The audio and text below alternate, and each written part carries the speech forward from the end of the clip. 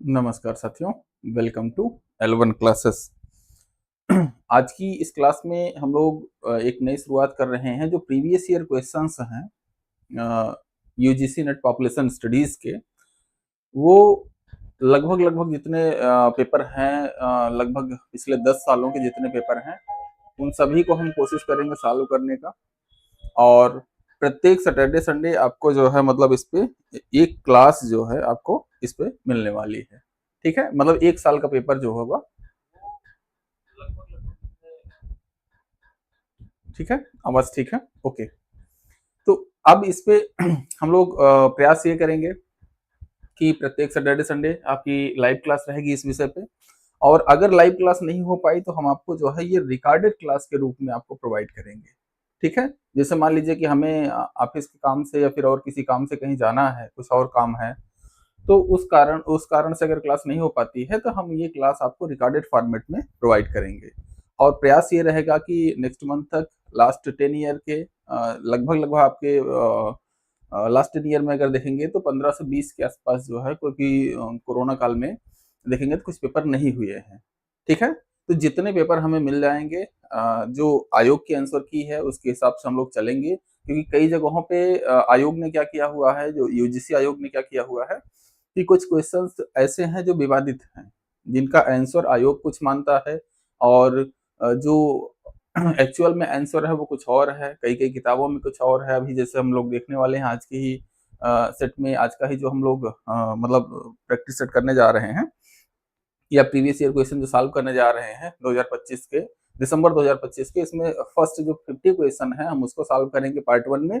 और पार्ट 2 में जो नेक्स्ट 50 क्वेश्चन रहेंगे हम उनको सॉल्व करेंगे। और इसमें एक दो क्वेश्चन है विवादित, तो उनका हम जो है यहाँ पे एक्सप्लेनेशन के साथ हम बताने का प्रयास करेंगे। हम बताएंगे आपको कि किस तरीके से इसको सॉल्व किया गया है और अन्य चीजें जो है मतलब इसका एक्सप्लेनेशन या अन्य जगहों पे इसका आंसर क्या माना गया है। ठीक है, चलिए। तो अब हम लोग यहाँ पे शुरुआत करते हैं। हमारा ये यहाँ पे आप लोग देख सकते हैं, ये हमारा L1 क्लासेस का टेलीग्राम ग्रुप है। आप इससे जो है किसी समस्या दिक्कत परेशानी की स्थिति में इसको ज्वाइन कर सकते हैं, मतलब इससे संपर्क साधा जा सकता है। और अगर आपको बहुत जरूरी हो तो इस नंबर पे कॉल या मैसेज करके आप लोग अपनी जानकारी ले सकते हैं, जो भी आपको इन्फॉर्मेशन चाहिए होगी। ये हमारा L1 क्लासेस का यूट्यूब चैनल और ये फिर से वही पुराना टेलीग्राम लिंक। अगर आपको यहाँ पे जुड़ना है हमारे साथ पेड कोर्सेस में, तो आप L1 क्लासेस प्रयागराज, ठीक है, प्रयागराज आप सर्च करेंगे तो इस लोगों के साथ आपको ऐप मिलेगा जिस पर रजिस्टर करके सारी इन्फॉर्मेशन आप लोग वहां से प्राप्त कर सकते हैं। ठीक है, अब यहाँ पे हम देखते हैं, ये हमारे 2024 बैच के एसएससी सीजीएल के कुछ लोग हैं टॉपर्स जो सिलेक्टेड हैं। ये हमारे जो कुछ लोग हैं ये यूजीसी नेट से सिलेक्टेड हुए हैं पॉपुलेशन स्टडीज में। और ये एक अभी हमारे साथ की फोटो है रिसेंट की। तो ये जो है लड़का शुभम, ये भी जो है मतलब CSIR में JRF क्वालिफाई किया हुआ है। तो ये भी जो है मतलब एक तरीके से कहा जाए कि L1 क्लासेस ने अपने कम समय में पिछले एक साल में ही काफी ठीक ठाक सिलेक्शन दिए हुए हैं। और बाकी हम लोग अपनी जर्नी को कंटिन्यू करते चले जा रहे हैं, कंटिन्यू हम लोग करेंगे। और कोशिश ये करेंगे कि आपको बेस्ट से बेस्ट जो है हम लोग प्रयास करेंगे कि आपको मैटर प्रोवाइड किया जाए, पढ़ाया जाए, अच्छी तरीके से समझाया जाए, जो आपके कंफ्यूजन रहेंगे उनको दूर करने का प्रयास किया जाए ताकि आप लोगों का सिलेक्शन आसानी से जल्दी से हो सके। ठीक है, फिर इसके बाद यहाँ पे एक नई जो वैकेंसी अवेटेड वैकेंसी है यूपी में जो यूपी के लोग हैं या यूपी के आसपास के स्टेट के लोग हैं, यूपी ट्रिपल SC एक एग्जाम कराती है यूपी ASO के नाम से। ठीक है, इसमें अभी तक जो वैकेंसी का जो लेटेस्ट अपडेट है वो वैकेंसी जो है इस उम्मीद है कि मार्च में आ जाएगी, मार्च में आने की संभावना है। और इसके लिए बैच प्रारंभ हो चुके हैं। ये आप जाके L1 क्लासेस के जो मतलब ऐप है उसको आप रजिस्टर करके उस पर आप डाउनलोड करके उस पर रजिस्टर कर लीजिए, बाकी वहाँ पे सारी इन्फॉर्मेशन आपको मिल जाएगी। ठीक है, किसी भी स्टूडेंट को अगर लगता है कि वो इतनी फीस देने में सक्षम नहीं है या गरीब स्टूडेंट है तो उसके लिए जो है ये कोर्स आपको फ्री ऑफ कॉस्ट प्रोवाइड कर दिया जाएगा। ठीक है, लेकिन हाँ उसमें प्रूफ करना पड़ेगा कि आप लोग जो भी नॉमिनल फीस है 999 या फिर समथिंग 1499 शायद इस बैच की फीस है, तो वो फीस आप देने में असक्षम है। ठीक है, आपको अगर ऐसा कहीं लगता है कि कोई ऐसा स्टूडेंट है जो आपके आसपास रहता है और वो इतनी फीस देने में असक्षम है, तो वो मैं बता रहा हूँ कि यहाँ पे फ्री ऑफ कास्ट उसको ये चीजें प्रोवाइड कर दी जाएंगी। ठीक है, चलिए अब हम लोग आते हैं यहाँ पे। सबसे पहला क्वेश्चन हमारा है, पहला क्वेश्चन हमारा क्या है कि यहाँ पे जो ध्यान दीजिएगा, यूजीसी नेट का जो दिसंबर 2025 का जो पेपर हुआ है उसके बेस पर हम इसको चल रहे हैं, और इसके साथ हम यहाँ पे हर एक क्वेश्चन का एक्सप्लेनेशन भी प्रोवाइड करेंगे, आंसर और एक्सप्लेनेशन प्रोवाइड करेंगे। फिर उसके बाद आपको एक इसका पीडीएफ फॉर्मेट, इसमें ध्यान में रखिएगा, ये क्लास की पीपीटी आपको प्रिंट कराने की आवश्यकता नहीं है, आपको पीडीएफ फॉर्मेट में ही अवेलेबल करा दिया जाएगा। यहाँ पे देखेंगे कुछ इस तरीके से आपको पीडीएफ यहाँ पे ये दिया गया है, ये देखेंगे तो कुछ इस तरीके से आपको पीडीएफ यहाँ पे प्रोवाइड कर दिया जाएगा। इस तरीके से दिसंबर 2025 लिखा रहेगा, या फिर जो भी मतलब जिस ईयर का रहेगा, जिस शिफ्ट का रहेगा एग्जाम, वो यहाँ पे पूरी इन्फॉर्मेशन के साथ आपको लिख दिया जाएगा, और ये इस तरीके से पीडीएफ आपको प्रोवाइड कर दिया जाएगा। ये प्रिंटेबल पीडीएफ रहेगा, आप इस पीडीएफ को प्रिंट करवा लीजिए। उसके बाद जो है मतलब यहाँ पे आप अपने हिसाब से कुछ भी इसमें आप ऐड करना चाहते हैं, लिखना चाहते हैं, तो सारी इन्फॉर्मेशन यहाँ पे देख सुन सकते हैं। ठीक है, चलिए तो अब हम लोग यहाँ पे आते हैं, जो हमारा पहला क्वेश्चन है। ठीक है, चलिए अब हम आते हैं यहाँ पे, जो हमारा पहला क्वेश्चन है। पहला क्वेश्चन क्या है कि arrange the following countries in descending order. ठीक है, in descending order according to their population density according to 2014 world population data sheet by PRB. ठीक है, एक पीआरबी के द्वारा वर्ल्ड पॉपुलेशन डेटा शीट जारी की जाती है, जिसमें एक्सपेक्टेड जो पॉपुलेशन है या जो प्रेजेंट पॉपुलेशन है उस पॉपुलेशन को दिखाया जाता है। फिर उसके बाद उसमें पॉपुलेशन डेंसिटी, सेक्स रेशियो, इस तरीके से बहुत सारी चीजें वहां पे प्रेजेंट की जाती है, वहां पे दी जाती हैं। तो वही 2014 में आई थी लास्ट टाइम, और उसी डेटा शीट के अनुसार जो है यहाँ पे पॉपुलेशन डेंसिटी पूछा गया है। तो ध्यान में रखिएगा, एक इसका ट्रिक हम बता दे रहे हैं कि जिस एरिया का जिस देश का जितना कम एरिया होगा उतनी ही पॉपुलेशन डेंसिटी ज्यादातर केसेस में अधिक होती है। ठीक है, तो यहाँ पर देखेंगे तो सिंगापुर, माल्टा, हांगकांग, बांग्लादेश और बारबाडोस है। तो यहाँ पर सबसे अधिक एरिया जो है एक तरीके से देख सकते हैं कि बांग्लादेश है। तो बांग्लादेश है, तो इसका मतलब, अच्छा दो ऑप्शन कहाँ गए इसके, ओह दो ऑप्शन मिट गए हैं, चलिए कोई बात नहीं, जो भी है। तो इसमें दो ही ऑप्शन है, दो ऑप्शन कुछ और रहे होंगे। तो इसको जब पीडीएफ हम देंगे तो उसमें चारों ऑप्शन लिखवा देंगे। ठीक है, तो इसमें सबसे ज्यादा ध्यान दीजिएगा, पॉपुलेशन डेंसिटी जो है सिंगापुर की है। फिर उसके बाद यहाँ पर देखेंगे तो ये हांगकांग है। फिर उसके बाद यहाँ पर देखेंगे तो माल्टा है, माल्टा भी एक जो है देश है, मतलब यहाँ पे देख सकते हैं। और फिर इसके बाद जो है यहाँ पे बांग्लादेश है, फिर बारबाडोस है। ठीक है, तो ये इस तरीके का क्रम है, और पहला ही ऑप्शन इसका जो है यहाँ पे सही है। ठीक है, तो यहाँ पर इसके एक्सप्लेनेशन में देख सकते हैं, इसका एक्सप्लेनेशन यहाँ पे पहला ही है, आंसर पहला लिखा गया है। और उसके बाद पॉपुलेशन डेंसिटी, अब यहाँ पे इसका एक्सप्लेनेशन पूरा दिया जाएगा। तो यहाँ पर population density means number of persons पर स्क्वायर किलोमीटर। ठीक है, ये पॉपुलेशन डेंसिटी की डेफिनेशन हो गई। फिर first let's recall the approximate population density. ठीक है, तो इसमें जो पॉपुलेशन डेंसिटी है इसको यहाँ पे दिया गया है। तो सिंगापुर की जो पॉपुलेशन डेंसिटी है लगभग 7500 पर्सन पर स्क्वायर किलोमीटर। ठीक है, 7500 पीपुल्स पर स्क्वायर किलोमीटर इन जो है लिव्ड इन सिंगापुर। सिंगापुर में लगभग 7500 लोग पर स्क्वायर किलोमीटर में रहते हैं। फिर इसके बाद हांगकांग में देखेंगे तो लगभग 6500 के आसपास लोग रहते हैं। फिर यहाँ पे देखेंगे माल्टा में 1300 है, 1200 यहाँ बांग्लादेश में है, और 600 से 700 जो है बारबाडोस में है। ठीक है, तो ये चीजें हैं, ये ध्यान में रखिएगा कि ये रिपोर्ट आपको जो है अभी जो जून जो वाला जो एग्जाम है, जून और दिसंबर वाले, उस एग्जाम से पहले ये रिपोर्ट्स आपको जो है प्रोवाइड की जाएंगी या पढ़ाई जाएंगी। ठीक है, चलिए अगला क्वेश्चन है, who open the that 1/4 of the rural population of India was useless. किसने कहा था कि भारत की 1/4 जो ग्रामीण आबादी है वो बेकार है। तो इसमें ध्यान में रखिएगा, यहीं पे सबसे ज्यादा विवाद है, इस क्वेश्चन में विवादित है। ये क्वेश्चन विवादित इसलिए है कि जहां भी आप सर्च करेंगे आपको कोलिन क्लार्क, ये आंसर आपको, फोर्थ आंसर आपको दिया जाता है। लेकिन ये चीज यहाँ पे आयोग नहीं मानता है, इसको गलत मानता है। यहाँ पे कोले एंड हुवर जो थे ये स्टेटिशियन थे और यूरोपीय देशों के थे, यूरोप के थे। तो इसलिए इन्होंने जो एक थियरी प्रेजेंट की थी, उस थियरी में इन्होंने कहा था कि भारत की 1/4 पॉपुलेशन जो है, 1/4 population of India especially that peoples who are living in rural areas are useless, because they insist that most of the population living in rural areas uh, is employed in agriculture sector.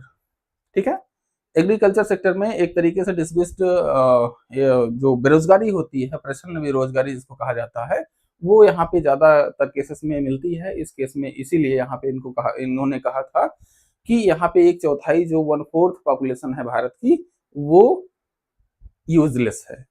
ठीक है, okay. अगला कोई sorry, इसका explanation है। इसके explanation में यहाँ पे सेकंड नंबर कर दीजिएगा, इसको सेकंड ऑप्शन इसका सही रहेगा। कोले एंड हुवर है, तो इन देयर इनका एक्सप्लेनेशन क्या है कि in their well known study population growth and economic development in low income countries, Coale and Hoover discussed the problem of surplus labour in Indian agriculture.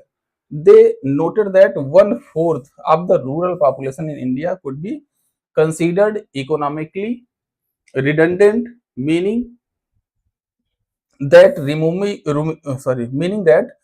removing them from agriculture would not significantly reduce the output. ठीक है, this observation is closely related to the idea of dismissed unemployment in developing countries. ठीक है, मतलब इन्होंने अपनी प्रसिद्ध पुस्तक इनकी क्या थी, population growth and economic development in low income countries में इन्होंने मतलब एंसल कोले और हुवर ने ये बोला था कि भारत में जो कृषि है वो अधिशेष मतलब सरप्लस लेबर की समस्या पर आधारित है, मतलब या इसी समस्या पर इन्होंने चर्चा की थी। और इन्होंने यही बताया कि इसमें लगभग एक चौथाई जो लगभग जो लेबर फोर्स है हमारी, वो एक चौथाई लगभग इस काम में इन्वॉल्व है और जिसका कोई आउटपुट, विशेष आउटपुट यहाँ पे नहीं है। ठीक है, चलिए तो अब यहाँ पे हम लोग देखते हैं अगला क्वेश्चन। अगला क्वेश्चन है हमारे पास कि यहाँ पे क्या है कि इसमें हमारे पास जो क्वेश्चन है इसमें क्या कह रहा है, identify that chronology of their theories of population as developed by following. यहाँ पे नीचे दिए गए लोगों द्वारा बनाई गई जनसंख्या की थ्योरी के समय को पहचाने। ठीक है, तो यहाँ पर देखेंगे तो जो हमारे पास यहाँ पे जो ये थियरी थी, ये थियरी सबसे पहले हमारे पास जो है जो उन्होंने दिया था वो थे माल्थस। माल्थस जो है यहाँ पे सबसे पहले थियरी देते हैं, टीआर माल्थस, इन्होंने 1798 में। ठीक है, 1798 में इन्होंने पहली थियरी दी। तो यहाँ पे इसका मतलब हो गया कि सी से शुरुआत होगी, ये पहला ऑप्शन यहाँ पे कैंसिल आउट हो जाएगा। फिर इसके बाद जो थियरीज हैं जैसे कार्ल मार्क्स की थियरी जो है 1867 में आई। ठीक है, 1867 में। तो यहाँ पे सी के बाद जो है ए ऑप्शन आएगा, सी के बाद ए ऑप्शन जो है एक ही जगह है और आपका आंसर यहाँ पे ये मिल गया। ठीक है, आपको थियरीज जानना जरूरी इस क्वेश्चन के लिए, इस मतलब ऐसा तो जानना जरूरी है कि थियरीज जो है, जो भी थियरीज हैं उनको जानना जरूरी है, लेकिन यहाँ पे जो अगर आपको एक बेसिक आइडिया हो कि सबसे पहले पॉपुलेशन पे जो थियरी आई थी वो उन्होंने माल्थस ने प्रोवाइड की थी और इनकी थियरी की आलोचना कार्ल मार्क्स ने की थी।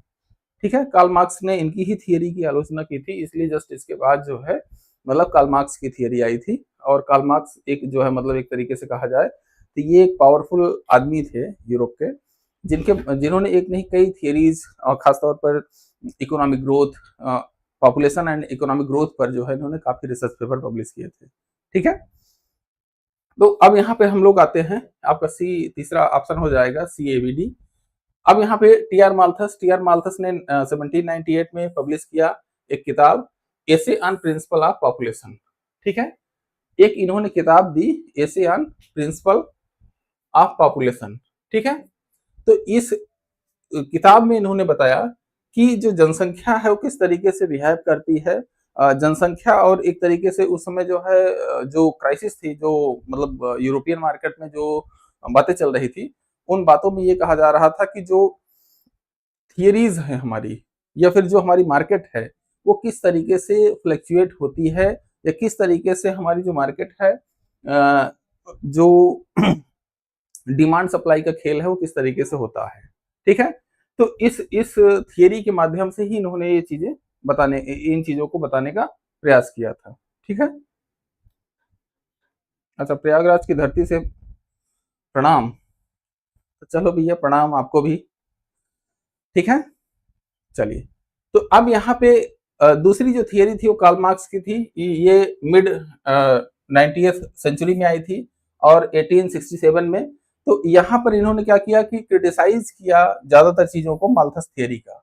माल्थस थियरी में इन्होंने बोला था कि जो जनसंख्या है वो समांतर श्रेणी में, या एक तरीके से कहा जाए कि नॉर्मल जो हमारे पास श्रेणी होती है, समांतर श्रेणी होती है, उस समांतर श्रेणी में जो है, सॉरी, जो प्रोडक्शन है समांतर श्रेणी में बढ़ता है और जो हमारी जनसंख्या है गुणोत्तर श्रेणी में बढ़ती है। तो इसी थियरी को इन्होंने आलोचना की थी कार्ल मार्क्स ने, कि आपने बहुत सारी चीजें, जो वैज्ञानिक आउटपुट है, वैज्ञानिक जो ग्रोथ है, जो साइंटिफिक ग्रोथ है, उसको आपने इग्नोर कर दिया था। तो ये बात सही है कि अगर इनकी थियरी को माना जाता तब तक विश्व की जनसंख्या जो है इन्फिनाइट की ओर पहुंच गई होती।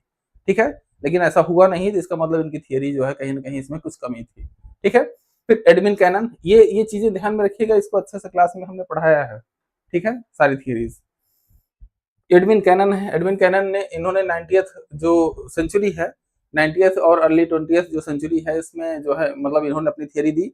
और यहाँ पर इन्होंने बताया कि डेवलप्ड क्लासिकल पॉपुलेशन डेवलप्ड, हाँ ठीक है, classical population economic idea further. ठीक है, तो यहाँ पर ये इनकी एक थियरी थी। और फिर उसके बाद सीआर ब्लैकर की थियरी थी। सीआर ब्लैकर अभी आएंगे आगे आगे, बहुत ही इंपॉर्टेंट है। सीआर ब्लैकर की थियरी भी कई बार जो है लिस्ट 1 लिस्ट 2 में मिलाने के लिए कई बार आई हुई है। ठीक है, तो यहाँ पर ध्यान में रखिएगा टीआर माल्थस की जो थियरी है, ऐसे on the principal of population, ये लिस्ट 1 लिस्ट 2 में मतलब मिलाने वाला जो क्वेश्चन होता है उसमें आ चुका है। और यहाँ पे सीआर ब्लैकर जो है, इनकी भी थियरी जो है अभी इसको किसी क्वेश्चन में है तो इसको आगे चल के हम बताते हैं। इनकी भी थियरी कई बार जो है यहाँ पे मिलाने के लिए आई हुई है। ठीक है, चलिए अगला क्वेश्चन हमारे पास, इंडिया जो सेंसस है 2011, ये सेंसस डेटा जो है रिफर्स टू, तो इनका जो भारत का जो सेंसस डेटा था वो 1 मार्च 2011 को रेफरेंस पीरियड के रूप में कंसिडर किया गया था। अभी जैसे 2021 में जनगणना तो हुई नहीं, 2026-27 में जो है, 27 में अगले साल या इस साल जो है जब भी जनगणना होगी, तो उसका एक जो है मतलब यहाँ पे टाइम लाइन निर्धारित की जाती है कि इस टाइम तक आपको पूरी पूरी जनगणना की जनसंख्या की काउंटिंग करना है। तो युद्ध स्तर पे वो काउंटिंग का काम होता है, क्योंकि इस साल जो है उसको डिजिटल फॉर्मेट में कवर किया जाना है जनगणना का काम, तो इसलिए अभी इसमें थोड़ा सा समय लग रहा है। और उसमें जैसे ही जो है मतलब ये सारी चीजें ऐप वगैरह उसके अपडेट हो जाएंगे, वो जनगणना का काम जो है शुरू हो जाएगा। ठीक है, तो वहां पर एक जो बेस लाइन निर्धारित की जाती है, वो बेस लाइन पूछ रहा है। तो यहाँ पर 2011 की जनगणना के लिए बेस लाइन थी 1 मार्च 2011। ठीक है, तो यहाँ पर the reference date for census 2011 is 00 hour. 00 hour मतलब रात का जो टाइमिंग होता है, मतलब रात के 12 बजे ऑफ 1 मार्च 2011। ठीक है, all demographic characteristic were recorded with respect to this reference date. मतलब इस जितना भी हमें इंफॉर्मेशन उसमें कलेक्ट करनी थी, वो सारी की सारी इंफॉर्मेशन इसी डेट के आधार पर, इस डेट को रेफरेंस मानते हुए जो है कलेक्ट की गई थी चीजें। ठीक है, ट्रेजेडी ऑफ कॉमन डिस्क्राइब्ड, यहाँ पे एक थियरी है ट्रेजेडी ऑफ कॉमन्स। ठीक है, तो ट्रेजेडी ऑफ कॉमन्स एक थियरी है जिसमें बताया गया है कि अगर हम लोग पर्सनल कोई चीजें यूज करने लगे, समाज का मतलब एक तरीके से आइडिया छोड़कर अगर हम पर्सनल स्तर पर कोई चीजें जो है मतलब यूज करना शुरू कर दें, तो उससे क्या है कि ओवरऑल पूरे समाज को लॉस होता है। ये theory of tragedy of common जो थियरी है, इसमें यही चीजें बताई गई थी। तो इसमें how communication use the Commons, नहीं ये गलत था ऑप्शन। इसमें क्या कहा गया था कि इंडिविजुअल इंटरेस्ट को जो है मतलब अगर वैल्यू देते हैं तो पूरे पूरे समाज का लॉस होता है। तो how individual interest are often at odds with their own interest, कैसे व्यक्तिगत हित अक्सर उनके अपने हित से अलग होते हैं। How individual interest are often odds with collective interest, और कैसे व्यक्तिगत हित जो है अक्सर सामूहिक हित से अलग होते हैं। और how communities maintain best use of Commons. ठीक है, मतलब कैसे समुदाय जो हैं, ये कॉमन जो समुदाय जो है कॉमन चीजों का जो है इस्तेमाल, यहाँ पे थोड़ा सा हिंदी में जो है कुछ करेक्शन है, तो इसमें यहाँ पे इसका कैसे इस्तेमाल करते हैं। ठीक है, तो यहाँ पर देखेंगे तो जो हमारे पास क्या है, हम आपको बता रहे हैं इस थियरी में इंडिविजुअल इंटरेस्ट बनाम कलेक्टिव इंटरेस्ट की बात की गई थी, ठीक है। कलेक्टिव इंटरेस्ट या कलेक्टिव जो है मतलब एक तरीके से कहा जाए वेलफेयर कहा जाए, तो उसकी यहाँ पे बातें हुई थी और यही यहाँ पे ऑप्शन सही है।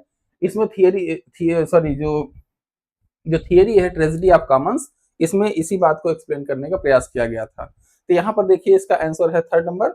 अब यहाँ पे इसमें देखते हैं कि इसका एक्सप्लेनेशन क्या है। तो the concept of tragedy of commons was popularised by Garrett Hardin in 1968। 1968 में गैरेट हार्डिन के द्वारा ये थियरी जो है दी गई थी। अच्छा सत्यम जी, ओके, हेलो हेलो, ठीक है। गैरेट हार्डिन के द्वारा ये इस थियरी को प्रपोज किया गया था 1968 में। और इस थियरी में ये एक्सप्लेन किया गया था कि when individual act as their own self-interest regarding shared resources, the resources get overused and depleted, harming everyone। यह थियरी जो है यह बताती है कि जब लोग साझा संसाधनों का उपयोग अपने निजी हित में करते हैं तो संसाधनों का अत्यधिक दोहन और अंतर सभी को नुकसान पहुंचाता है या सभी को इससे नुकसान होता है, ठीक है। कारण ये है कि जैसे हम आप लोग किसी लॉज में या कहीं पे भी जहाँ पे भी रह रहे हैं, किसी भी जो है सोसाइटी में हम रह रहे हैं, वहां पे सबसे ज्यादा बर्बादी होती है पानी की, ठीक है। पानी की बर्बादी इसलिए होती है कि एक आदमी एक बाल्टी पानी यूज किया तो अगला जो अगर उसको पानी का बिल नहीं देना है तो अगर कॉमन चीजें हैं जैसे इलाहाबाद में जो प्रयागराज में अपने लॉज का सिस्टम है जहाँ हम लोग भी रहते हैं, तो यहाँ पे पानी के लिए क्या होता है कि मकान मालिक ने मोटर चला दी, टंकी भर गई, जितना यूज करना हो यूज करो, कोई इसमें रोक टोक नहीं होती है। तो कोई एक आदमी एक बाल्टी नहा रहा है, कोई 5 बाल्टी नहा रहा है, तो ओन इंटरेस्ट जब हम अपने अपने पर्सनल इंटरेस्ट में चीजें यूज करने लगते हैं, कॉमन चीजें यूज करने लगते हैं, तो वो और उस पर अगर कोई प्रतिबंध ना हो तो उस रिसोर्स का उन चीजों का सबसे ज्यादा दुरुपयोग होता है और वो पूरी पूरी सोसाइटी को नुकसान पहुंचाते हैं। तो इस तरीके से देखेंगे, अगर पानी का ही हम एग्जाम्पल ले लें तो पानी के ओवर यूज के कारण कई कई इलाकों में देखेंगे तो पानी जो है पहुंच ही नहीं पाता है, कई कई जगहों पर अभी सूखे की समस्या आ गई है, ठीक है। तो ये चीजें जो है अक्सर यहाँ पे होने लगती हैं, ठीक है।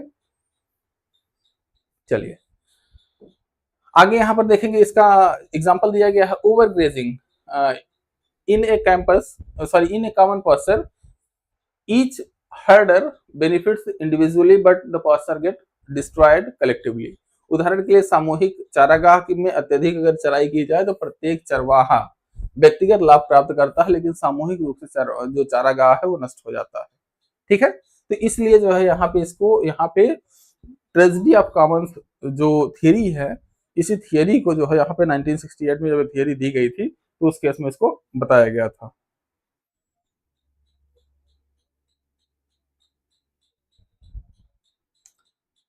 डियर हेल्पफुल सत्यम जी,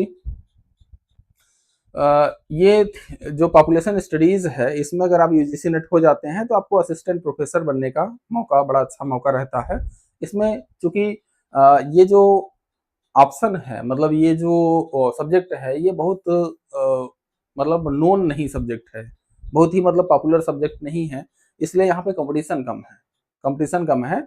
और इस बार जो अभी मेरिट गई है जेआरएफ की मेरिट गई है 105 क्वेश्चन के आसपास गई है, ठीक है। 105 क्वेश्चन के आसपास जनरल की हम बातें कर रहे हैं, जनरल की। तो आप अगर यहाँ पे 115 क्वेश्चन का अगर टारगेट करके चलते हैं जिसमें से 40 क्वेश्चन के आसपास आप जो है यहाँ पे टारगेट करिए फर्स्ट पेपर में, और रिमेनिंग जो यहाँ पे बचेगा लगभग कितना 65 क्वेश्चन ये आप जो है सेकंड पेपर में टारगेट करिए। मतलब थोड़ा बहुत 2-4 क्वेश्चन प्लस माइनस हो सकता है, तो आप जो है यहाँ पे जेआरएफ को टारगेट करेंगे 115 क्वेश्चन बड़े आराम से यूजीसी नेट हो जाएगा। और यूजीसी नेट होते ही आप जो है यहाँ पे नेट क्वालिफाई करते ही अभी बहुत सारी यूनिवर्सिटीज में देखेंगे तो बहुत सारी वैकेंसीज आई थी और कई कई यूनिवर्सिटीज में इसकी वैकेंसीज खाली गई हैं, ठीक है। तो पॉपुलेशन स्टडीज में नेट होने से आप असिस्टेंट प्रोफेसर या प्रोफेसर हो जाएंगे, असिस्टेंट प्रोफेसर होंगे। और कई कई जो है प्राइवेट इंस्टीट्यूट हैं, कई जगहों पे स्टेटिक्स का जहाँ जहाँ स्कोप बढ़ रहा है वहाँ पे पॉपुलेशन स्टडीज के स्कोप बढ़ रहे हैं और उसके माध्यम से आप जो है यहाँ पे मतलब अपना कैरियर बिल्ड कर सकते हैं, ठीक है सत्यम जी, ओके। और अगर स्टेटिक्स पढ़े हैं तो आपका एएसओ अगर यूपी से हैं तो एएसओ की एक वैकेंसी आने वाली है, एएसओ की वैकेंसी आने वाली है। अभी इन्होंने उसमें क्राइटेरिया तो निर्धारित नहीं किया हुआ है। पीजी आपका 55% अगर है, पीजी में स्टैटिस्टिक्स आप पढ़े हैं और स्टैटिस्टिक्स के साथ बहुत सारे इस पे वीडियो हमने बनाया हुआ है, चैनल पे अपलोडेड है। उसमें देखेंगे तो इन्होंने अपनी एलिजिबिलिटी क्राइटेरिया चेंज किया हुआ है। एलिजिबिलिटी क्राइटेरिया में इन्होंने MA mathematics, MCom, BCom, sorry MCom और फिर उसके बाद जो है एमबीए वगैरह भी शामिल कर दिया है। तो उसमें आप लोग जाके वहां पे देख सकते हैं कि आप अगर उसके एलिजिबल हो तो एएसओ की वैकेंसी बहुत ही शानदार वैकेंसी है। बाद में इसमें आप गेस्टेड ऑफिसर बनते हैं और डीएसओ की पोस्ट पर, डीएसटीओ की पोस्ट पर जो है यहाँ पे जो जिला संख्या अर्थ एवं संख्या अधिकारी होते हैं यूपी स्टेट में, गेस्टेड पोस्ट होती है, जिला अर्थ एवं संख्या अधिकारी की पोस्ट तक वहां पे पहुंचते हैं। ठीक है, बाकी प्लानिंग कमीशन और अन्य जो मतलब डिपार्टमेंट है इनमें पोस्टिंग मिलती है आपको। ठीक है, तो एएसओ की वैकेंसी के लिए अभी जो है आप प्रिपेयर कर सकते हैं और जून 2026 जो एग्जाम होने वाला है उसके लिए आप जो है पॉपुलेशन स्टडीज का जो है मतलब यहाँ पे तैयारी कर सकते हैं एक साथ। ठीक है, सिलेबस जो है ये सिलेबस जो मतलब डेमोग्राफी का या पॉपुलेशन स्टडीज का है, इसके कई चैप्टर्स वहाँ पे कॉमन है। ठीक है, I am from Maharashtra state, okay dear दे सकते हो आप, महाराष्ट्र स्टेट से भी हो तो आप यूपी का एग्जाम दे सकते हो। बस आपको हिंदी के वहाँ पे आपका जैसे लोकल में मराठी जो है पूछी जाती है महाराष्ट्र पीएससी में। अभी महाराष्ट्र आईएएसओ का पेपर सॉल्व करवाने वाले हैं, मे भी अगले संडे को सॉल्व करवाएंगे। तो महाराष्ट्र में भी जो है वहाँ पे मराठी थोड़ी सी पूछी जाती है, यहाँ पे हिंदी क्वेश्चन आता है, हिंदी के लगभग 30 क्वेश्चन होते हैं। तो अगर आप हिंदी कर लेते हैं, हिंदी आपको समझ में आती है तो आप यहाँ पे उसको जो है फॉर्म डाल सकते हैं, एग्जाम दे सकते हैं, कोई यहाँ पे रोक टोक नहीं है। ठीक है, ओके चलिए अगले क्वेश्चन पे आते हैं कि the statistical analysis of a result of a group of studies are design to test a given hypothesis और treatment for the purpose of arriving at an integrated conclusion is known as. तो studies के एक group के नतीजे का statistical analysis जो किसी भी जो सभी किसी दी गई हाइपोथेसिस या ट्रीटमेंट के टेस्ट करने के लिए डिजाइन किया गया है ताकि एक इंटीग्रेटेड नतीजे तक पहुंचा जा सके, उसको इस समय यहाँ पे मेटा एनालिसिस कहा जाता है। मेटा एनालिसिस का मतलब क्या होता है कि अगर अलग अलग डेटा आपके पास दिया गया है, बहुत सारा डेटा आपके पास दिया गया है, तो उसको कलेक्टिव तरीके से उसको मतलब डेटा को कलेक्ट करके हम एक एनालिसिस कर सकते हैं जिससे हमारे कॉमन रिजल्ट प्रिपेयर हो सके। जैसे सपोज करिए कि अभी यूपी और महाराष्ट्र के बीच में हमारे जो प्रधानमंत्री जी हैं उन्होंने एक कहा था कि हम एक टारगेट करें कि देखते हैं महाराष्ट्र और यूपी कौन 1 ट्रिलियन डॉलर इकोनॉमी को कौन सबसे पहले टच करता है। तो यूपी और महाराष्ट्र के बीच में एक कंपटीशन चल रहा है इस समय कि यहाँ पे उद्योगों को बढ़ावा दिया जा रहा है, बाकी जो इंटरप्राइजेज हैं या एंटरप्रेन्योरशिप है उसमें बहुत सारा काम किया जा रहा है यूपी और महाराष्ट्र दोनों की गवर्नमेंट के माध्यम से। तो अब वो कौन पहले पहुंचेगा कौन बाद में पहुंचेगा ये तो अलग बात है, लेकिन अगर इन डेटा को कंपैरिजन करना हो, इन डेटा को एक साथ कई स्टेट का डेटा अगर जीडीपी के रूप में हमें कंक्लूजन निकालना हो कि कौन बेस्ट कर रहा है, तो उसकी एनालिसिस को हम यहाँ पे कहेंगे मेटा एनालिसिस है। ठीक है, मेटा एनालिसिस के माध्यम से हम इसको कंपेयर करते हैं। ठीक है, चलिए इसका एक्सप्लेनेशन है कि यहाँ पे Meta analysis is statistical technique that combines the result from multiple independent studies to arrive at an overall conclusion। ठीक है, अगला यहाँ पे है इसी में अगला पॉइंट है कि the quantitatively summarise the evidences, sorry it quantitatively summarise the evidence, मतलब यह जो है साक्ष्यों को मात्रात्मक सार के रूप में जो है प्रस्तुत करता है। ठीक है, अगला अच्छा यहाँ पे अगले अगले जो ऑप्शन है जैसे सिस्टमेटिक रिव्यू है, तो सिस्टमेटिक रिव्यू में क्या होता है कि collects and critically evaluates studies systematically may और may not include statistical pooling. ठीक है, तो जो सिस्टमेटिक जो इसमें रिव्यू होता है या सिस्टमेटिक जो स्टडी होती है उसमें क्या करते हैं कि यहाँ पे हम इसके क्रिटिकल इवेल्युएशन करते हैं चीजों का। ठीक है, और मेटा एनालिसिस में भी बता ही दिया गया कि स्टैटिस्टिकल जो है यूज होता है और इसमें कंबाइंड रिजल्ट निकालने का प्रयास किया जाता है। क्रिटिकल रिव्यू में क्या होता है, एनालिटिकल डिस्कशन होता है, नॉट स्टैटिस्टिकल पूलिंग होती है। तो यहाँ पे जो क्वेश्चन पूछा था उसमें स्टैटिस्टिकल टेक्निक का यूज करते हुए चीजें पूछी गई थी। ठीक है, फिर बिब्लियोग्राफिक जो एनालिसिस है इसमें क्या होता है, study of publication pattern and citation. ठीक है, तो इसमें जो स्टडी होती है वो इन चीजों की स्टडी होती है। अगला क्वेश्चन है कि what will be the correct sequence if following states are arranged in descending order based on the percentage of percentage of under 5 children who are stunted according to NFSS 5। तो यहाँ पर देखिएगा कि जो हमारे पास यहाँ पे स्टेट्स दिए गए हैं वेस्ट बंगाल, पंजाब, गुजरात, महाराष्ट्र, तो इसमें हमें बताना है कि जो एनएफएसएस 5 की रिपोर्ट जो 2019-20 में आई थी, उस रिपोर्ट के बेस पर हमें ये बताना है कि यहाँ पे सबसे ज्यादा जो है मतलब यहाँ पे इसको एक सीक्वेंस में लगाना है और ये सीक्वेंस कुछ इस तरीके से हो कि जो डिसेंडिंग ऑर्डर है, ठीक है, डिसेंडिंग ऑर्डर में हमें इन्हें सेट करना है। तो डिसेंडिंग ऑर्डर में सेट करने के लिए हम यहाँ पे देखेंगे तो सबसे ज्यादा यहाँ पर अगर देखें तो स्टंटिंग की जो चीजें थी, मतलब स्टंटिंग का मतलब क्या है कि अभी इसको एक्सप्लेनेशन बताते हैं। स्टंटिंग का मतलब होता है कि उम्र की तुलना में लंबाई का कम होना, मतलब लंबाई कम है, एज बढ़ रही है लेकिन लंबाई कम है, ठीक है, तो उसको यहाँ पे स्टंटिंग कहा जाता है। और इसमें सबसे ज्यादा परसेंटेज देखेंगे तो सबसे ज्यादा यहाँ पर जो स्टंटिंग की मतलब रिपोर्ट आई थी वो पहले स्थान पे मतलब सबसे ज्यादा गुजरात में था, फिर महाराष्ट्र था, फिर वेस्ट बंगाल था, तो पंजाब था। तो गुजरात सबसे ज्यादा था, तो गुजरात में सी ऑप्शन से शुरुआत होगी, सी डी ए बी, ठीक है। अब इसका एक्सप्लेनेशन देखते हैं। एक्सप्लेनेशन में क्या है कि यहाँ पे गुजरात का देखेंगे 39% है, महाराष्ट्र 35% है, और वेस्ट बंगाल 33% और पंजाब 24%। तो यहाँ पर data comes from national family health survey NFHS 5 2019-21 का जो डेटा था और conducted under ministry of health and family welfare, ठीक है।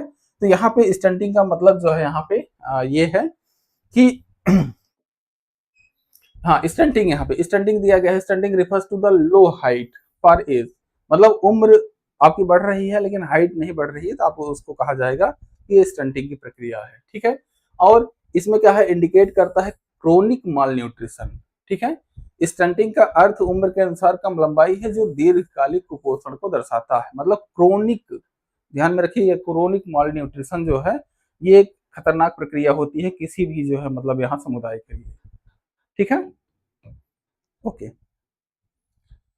Among the given states, Gujarat has the highest percentage and Punjab has the lowest as per NFSS 5 report, ठीक है। इसमें stunting की प्रक्रिया जो है या स्टंटिंग जो थी सबसे ज्यादा गुजरात में थी और सबसे कम जो है यहाँ पे देखेंगे तो पंजाब में थी।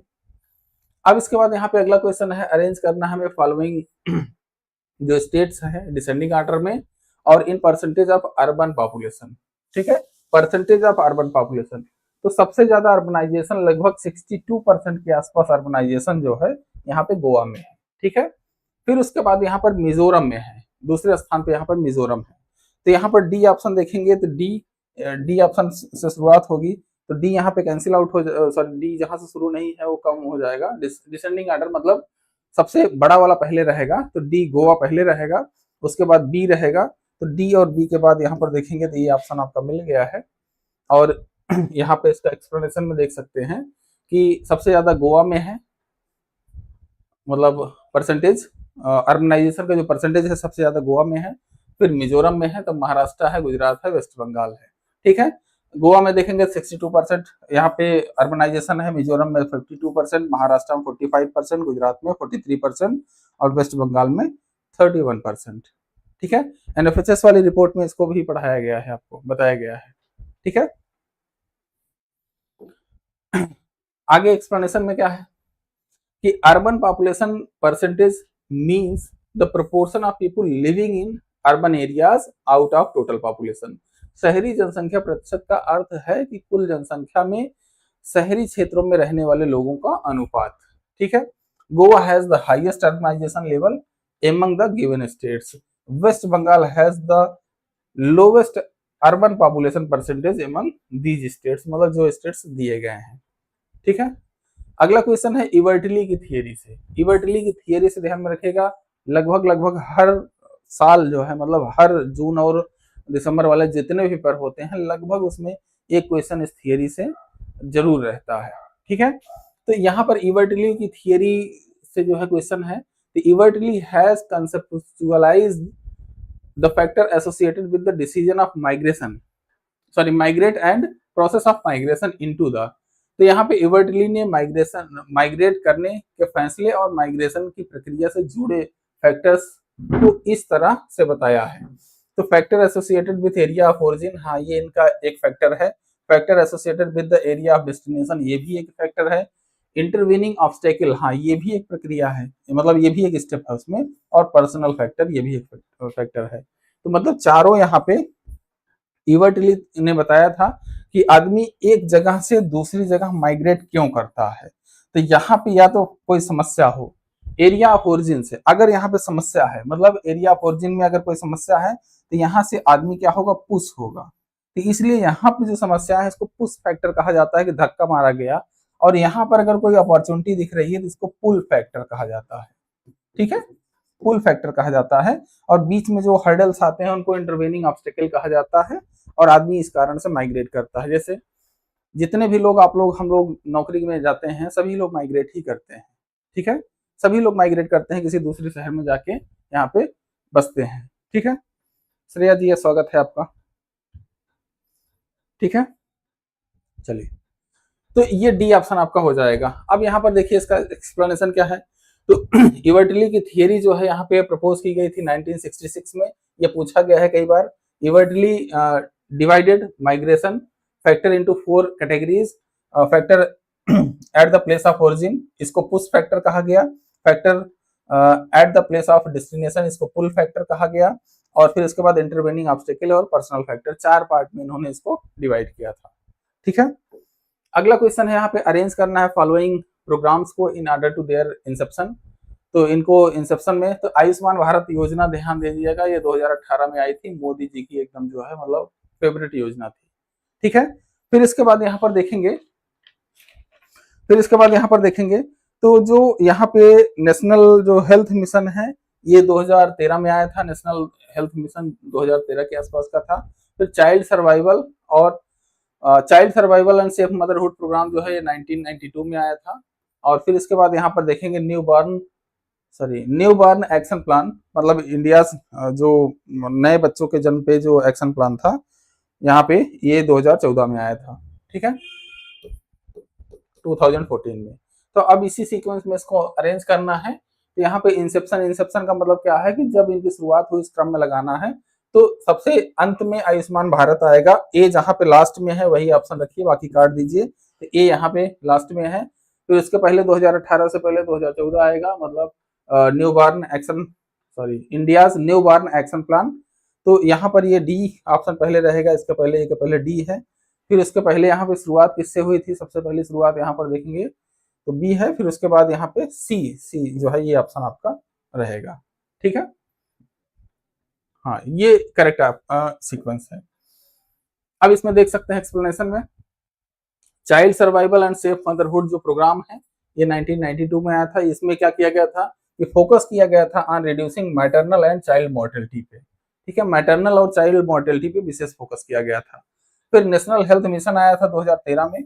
फिर इसमें क्या क्या कहा गया था, launched by merging NRHM and NUHM, national rural health mission और नेशनल अर्बन जो हेल्थ मिशन था इसको मर्ज करके नेशनल हेल्थ मिशन कर दिया गया था। ठीक है, फिर India new born action plan 2014 में फोकस किया गया था रिड्यूसिंग नियोनेटल मोर्टेलिटी को कम करने के लिए ये प्लान लाया गया था।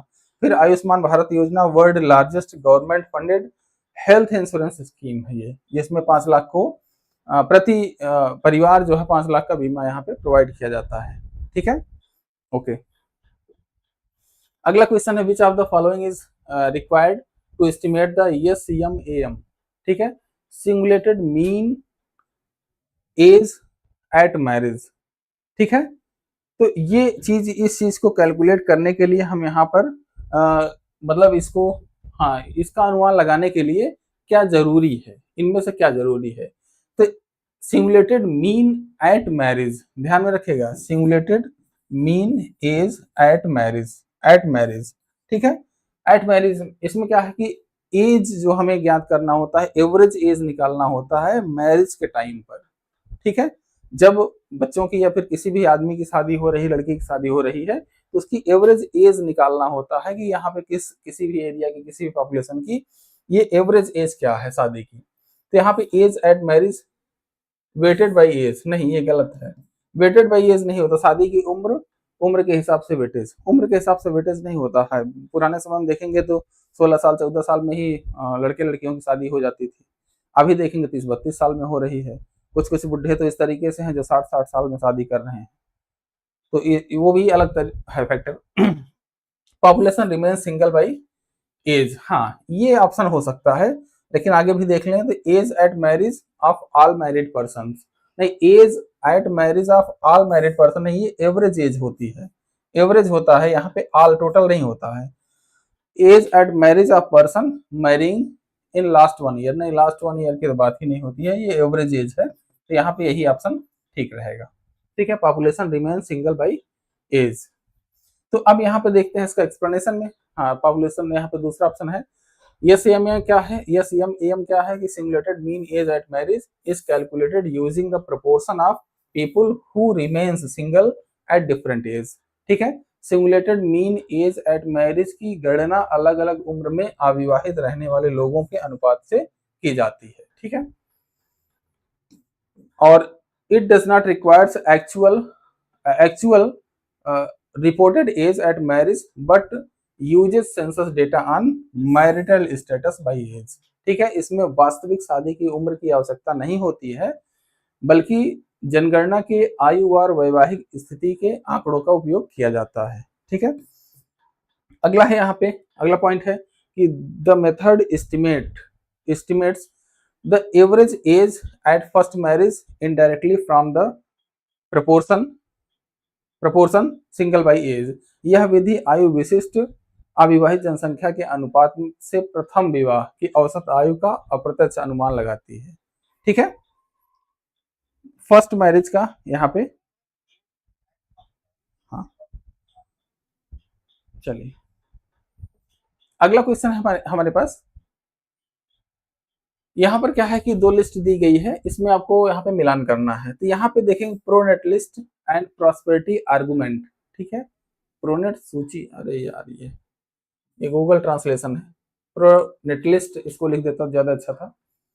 और इसमें देखेंगे तो यहाँ पे पेसिमिस्टिक और ऑप्टिमिस्टिक पर्सपेक्टिव दिया गया है, और सॉरी न्यूट्रलिस्ट जो है पर्सपेक्टिव यहाँ पे दिया गया है।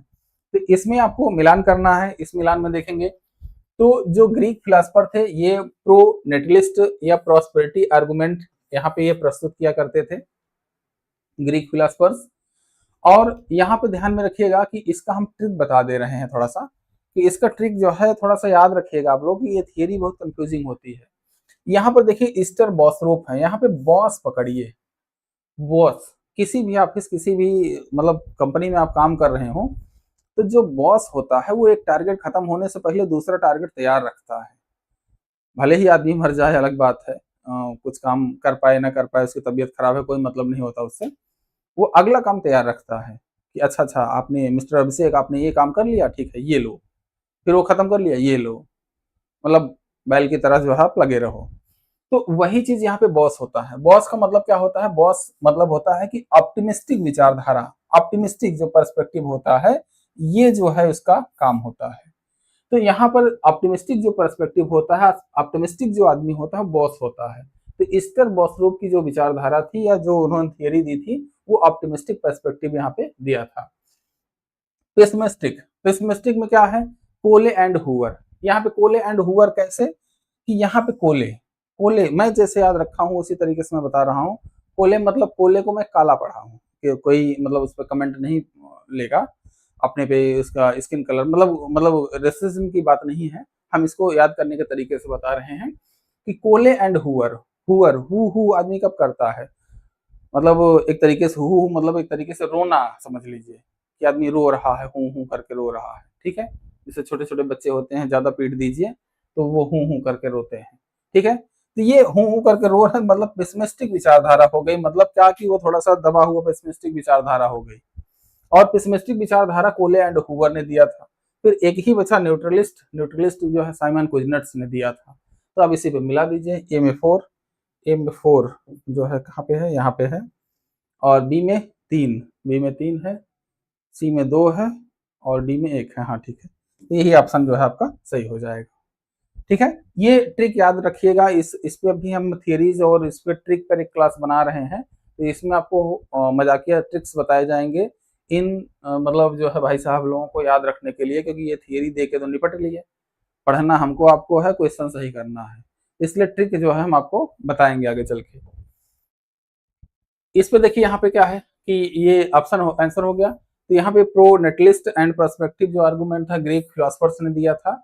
एंशियंट ग्रीक फिलोसफर जो है supported population growth for military and economic strength. ठीक है, तो मतलब इकोनॉमिक ग्रोथ और मिलिट्री स्ट्रेंथ के लिए जो है यहाँ पे ये ग्रीक फिलोसफर्स अपनी थियरी देते थे कि जनसंख्या का अधिक होना क्यों जरूरी है।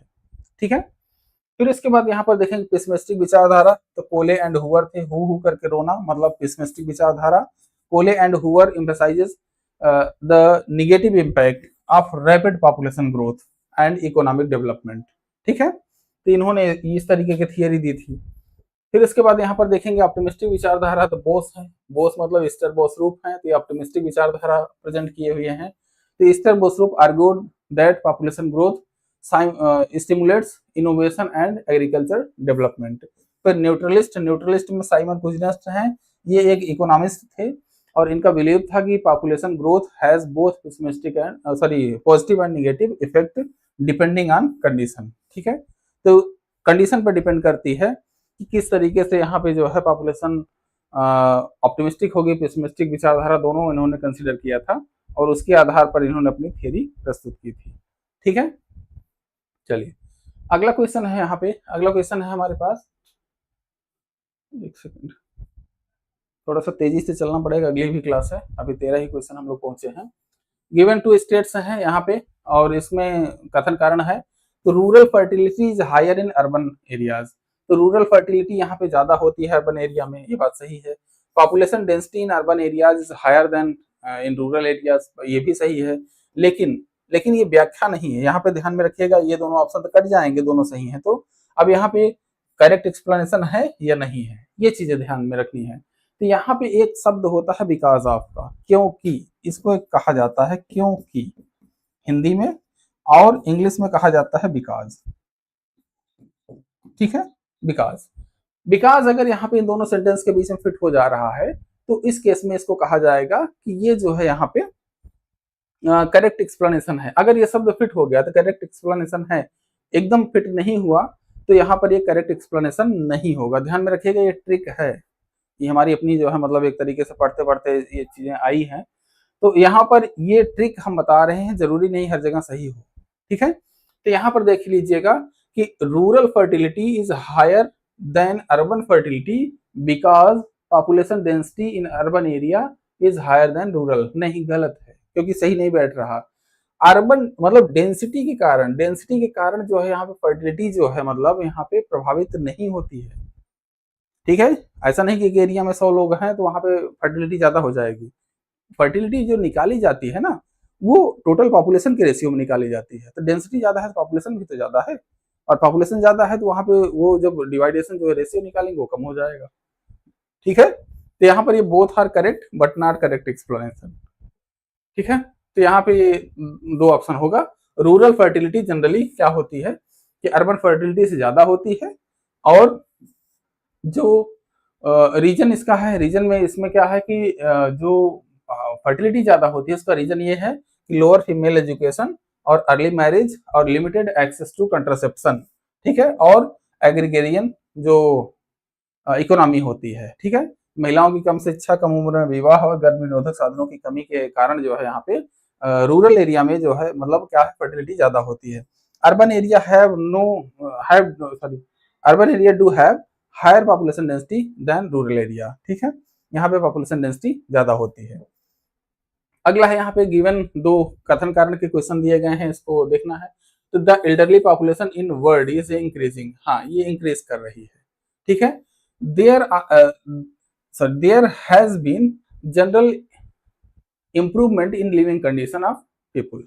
तो यहाँ पर ध्यान दीजिएगा, लिविंग कंडीशन का मतलब मेडिकल कंडीशन और अन्य चीजें जो है यहाँ पे बढ़ रही हैं, इस कारण से वृद्धों की जनसंख्या जो है यहाँ पे बढ़ रही है। तो यहाँ पे फिर से वही because of the elderly population in the world is increasing because there has been a general improvement in living condition of the people। एकदम फिट बैठ रहा है। कहाँ पे?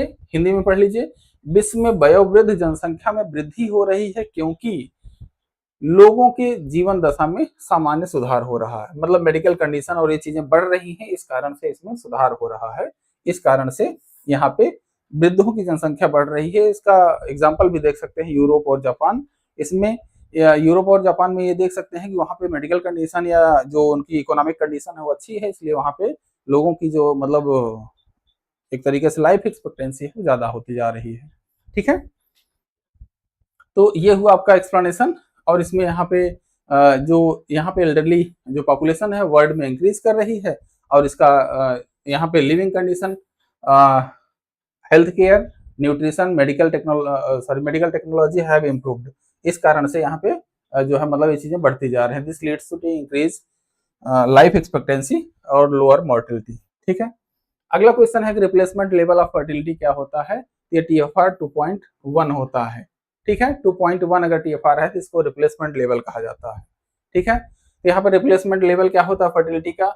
Means the level of fertility at which the population exactly replace itself from one generation to next generation without migration. ठीक है, प्रतिस्थापन स्तर की प्रजनन क्षमता का अर्थ है कि वह जिस पर एक पीढ़ी स्वयं को अगली पीढ़ी में बिना प्रवास के ठीक ठाक प्रतिस्थापित कर देती है। ठीक है, तो इसको यहाँ पर इसका मान क्या होता है? 2.1 होता है। ठीक है, आगे है अगला कि the most important source of data on internal migration is in most countries. तो अधिकतर जो देश है उसमें क्या है कि इंटरनल माइग्रेशन का जो डेटा होता है वो सेंसस होता है। ठीक है, जो नेशनल जो सेंसस होता है उस देश का जो सेंसस होता है उसी के माध्यम से यहाँ पर ज्यादातर डेटा इसके जो है प्रोवाइड किए जाते हैं माइग्रेशन पर। ठीक है, अब यहाँ पे देख लेते हैं कि यहाँ पे in most countries the population census is primary source of internal migration. ठीक है, primary source of internal migration है। क्यों? क्योंकि इसमें जो डेटा प्रोवाइड किया जाता है place of birth, place of last residence और ड्यूरेशन ऑफ रेजिडेंस, ये तीन चीजें इसमें कैलकुलेट की जाती हैं। इसके माध्यम से हम इंटरनल माइग्रेशन बताते हैं।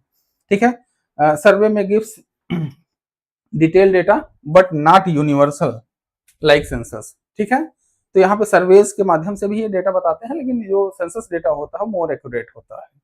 ठीक है, अगला क्वेश्चन है यहाँ पे अरेंज करना है फॉलोइंग स्टेट्स को in descending order of percentage of people aged 60 years and above according to SRS 2021।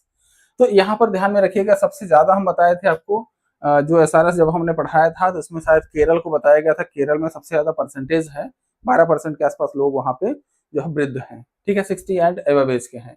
उसके बाद हिमाचल प्रदेश का नंबर आता है ए ऑप्शन पहले आएगा। तो ए ऑप्शन पहले आएगा, डिसेंडिंग ऑर्डर ना, डिसेंडिंग ऑर्डर लगाना है तो इसका मतलब ये पहले रहेगा, तो पहला ही ऑप्शन यहाँ पे हो गया।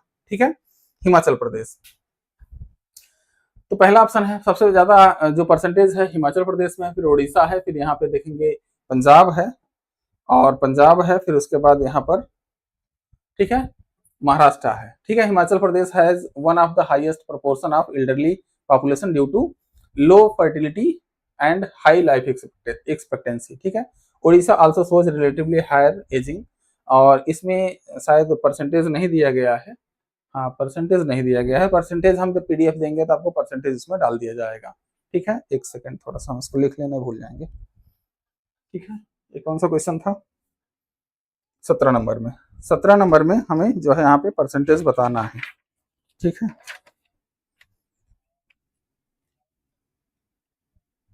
ठीक है, ओके। अगला क्वेश्चन है हमारे पास कि which of the following method is used to project district population. District population के लिए यहाँ पर रेशियो मेथड का यूज किया जाता है। क्यों? क्योंकि इसमें जो हमारे पास है अलग अलग रेशियोज के माध्यम से इनका हम कैलकुलेशन करते हैं। डायरेक्ट जो है कैलकुलेशन का कोई तरीका यहाँ पे नहीं होता है, तो रेशियो मेथड का यूज करते हैं। District level projection commonly used the ratio method. जिला स्तर पर क्या जनसंख्या का अनुमान सामान्यतः अनुपात विधि का उपयोग करके लगाया जाता है। Because detailed fertility, mortality and migration data are often unavailable at district level. ठीक है, the ratio method assumes that district growth follows state growth trends proportionately. ठीक है, तो अनुपात विधि यह मानती है कि जिले की वृद्धि जो है राज्य की वृद्धि के अनुपात में होगी, इसलिए उसी रेशियो में जो है यहाँ पे पॉपुलेशन को कैलकुलेट किया जाता है। ठीक है, अगला है life expectancy at birth of a particular area is 70 years. Birth के समय जो लाइफ एक्सपेक्टेंसी है 70 ईयर्स है। The current age of a person that of that area is 60, मतलब कोई एक आदमी है जिसकी उस समय एज 60 है। How many years the person is likely to survive. अब ये सी बात है यार कि जन्म के समय जब आदमी का जन्म हो रहा तो उसको बताया जा रहा है कि ये 70 साल के आसपास जिएगा, 70 ईयर्स। और कोई एक आदमी है जो 60 साल तक जी चुका है, 60 साल जी चुका है, मतलब क्या 10 साल और जिएगा, इससे ज्यादा क्या होगा, 10 या उससे ज्यादा, लेस देन नहीं, लेस देन नहीं, 10 भी नहीं, 10 या उससे ज्यादा। ऐसा नहीं है कि 70 पे पहुंचते ही उसकी बत्ती गुल हो जाएगी। ठीक है, ऐसा नहीं होगा। तो मतलब जो है वहां पे 10 साल या उससे ज्यादा जीवित रहने की उसकी संभावना रहेगी। ठीक है, तो यहाँ पे इसका एक्सप्लेनेशन दिया गया है, life expectancy at birth is the average number of years a newborn is expected to live if current mortality condition remains constant. ठीक है, if a person has already survived at to age 60 they have passes many mortality risk of earlier age, therefore their remaining life expectancy at 60 is usually greater than 10 years. This happens because life expectancy increases with age after surviving earlier high risk period according to the life table. ठीक है, अगला question है which of the sorry what will be the correct sequence if the following states are arranged in descending order based upon the percentage of children aged 6 to 59 month who are anemic according to NFHS 5। तो यहाँ पर ध्यान में रखिएगा कि anaemic जो anaemia की जो प्रॉब्लम है बच्चों में, उसके लिए यहाँ पर ये डेटा पूछा गया है और NFHS रिपोर्ट के अनुसार। ठीक है, तो यहाँ पर सबसे ज्यादा एनीमिया की जो प्रॉब्लम थी अगर देखा जाए तो गुजरात में थी। गुजरात में ऐसे भी गुजरात के लोगों को देखेंगे तो वो थोड़ा सा मतलब एकदम स्लिम बॉडी के होते हैं, और पंजाब में सबसे कम थी। और पंजाब में सबसे कम इसलिए थी कि वहां पर थोड़ा सा वो लोग लस्सी का बड़ा वाला गिलास पीते हैं ना, तो मैं ऐसे ही याद रखता हूँ लस्सी का बड़ा वाला गिलास पी रहे हैं, इसलिए वहाँ स्टंटिंग वेस्टिंग इस तरीके की चीजें कम होंगी। ठीक है, तो एनीमिया भी वहां पे कम होगा। तो गुजरात में सबसे ज्यादा रहेगा और पंजाब में सबसे कम रहेगा। अच्छा, ओके ओके ओके ओके, एक मिनट। ठीक है,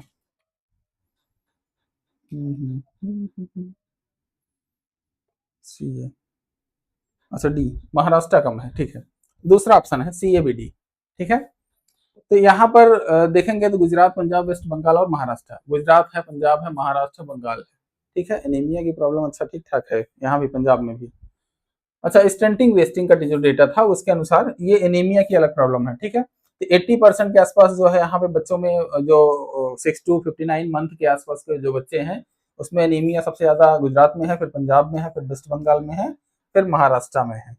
ठीक है, अगला क्वेश्चन है सॉरी इसमें आगे देख सकते हैं anaemia in the children refers to the low haemoglobin level. ठीक है, और among given states Gujarat reports the highest prevalence according to NFHS 5, और Maharashtra has comparatively lower prevalence among these 4 states. ठीक है, अगला क्वेश्चन है which of the following factor affect sex composition of the population. तो यहाँ पे सेक्स कंपोजिशन कौन factor यहाँ पे जो है मतलब प्रभावित करता है, तो मोर्टेलिटी कंडीशन ये प्रभावित करेगा, migration, sex ratio at birth, हाँ ये भी, और इनुमरेशन। तो एसीडी, ऐसा एसीडी नहीं है तो एबीसीडी, हाँ ठीक है भाई। माइग्रेशन ही प्रभावित करता है, क्योंकि माइग्रेशन क्या होता है, सेक्स रेशियो इसलिए प्रभावित होता है कि शादी के बाद सबसे ज्यादा माइग्रेशन महिलाओं का होता है। ठीक है, तो इसलिए सेक्स रेशियो वहां पे प्रभावित हो ही जाएगा। सपोज करिए किसी भी एरिया में महिलाएं ज्यादा हैं, उनकी शादी होकर सब बाहर चली गई, तो इस तरीके से देखेंगे तो उनका सेक्स रेशियो जो है बहुत प्रभावित हो जाएगा। ठीक है, ओके, तो यहाँ पर देखेंगे सेक्स कंपोजिशन या sex ratio of the population is influenced by multiple factors mortality conditions, male and female की मोर्टेलिटी डिफरेंट होती है, इसलिए इसके कारण जो है प्रभावित होगा। माइग्रेशन माइग्रेशन इज ऑफ्टन जो सेक्स सिलेक्टिव होता है, मेल जो है डोमिनेट करते हैं लेबर मार्केट में, और फीमेल जो है डोमिनेट करती हैं मैरिज के बाद, ठीक है। फिर इसके बाद यहाँ पे sex ratio at birth, if more boys are born than girl, overall sex composition is affected. फिर इनुमरेशन में क्या है, अगर कोई एरर काउंटिंग हो गई, अंडर काउंटिंग हो गई, तो उस केस में सेक्स रेशियो यहाँ पे प्रभावित होता है, ठीक है। अगला क्वेश्चन है, गिवन दो कथन कारण के क्वेश्चन दिए गए हैं। इसमें कथन क्या है, यहाँ पे जो ए है, percent of obese women in the age group 15 to 49 is high in Punjab, ठीक है। पंजाब में 15 से 49 साल के ग्रुप में मोटी महिलाओं का परसेंट ज्यादा है, हाँ ये ठीक है, ठीक है। पंजाब में, हाँ इसको याद किया था मैंने कि पंजाब में वो कहते हैं ना कि लस्सी लस्सी वांदे, क्या मतलब पंजाबी में बोलते हैं, तो बड़े बड़े गिलास में वो लस्सी पीते हैं, मीठी चीज ज्यादा खा रहे हैं, तो ऑब्वियस सी बात है मोटापा बढ़ेगा। फिर इसके बाद यहाँ पे work participation rate among females is relatively low in Punjab, हाँ ये भी कह सकते हैं, रिलेटिवली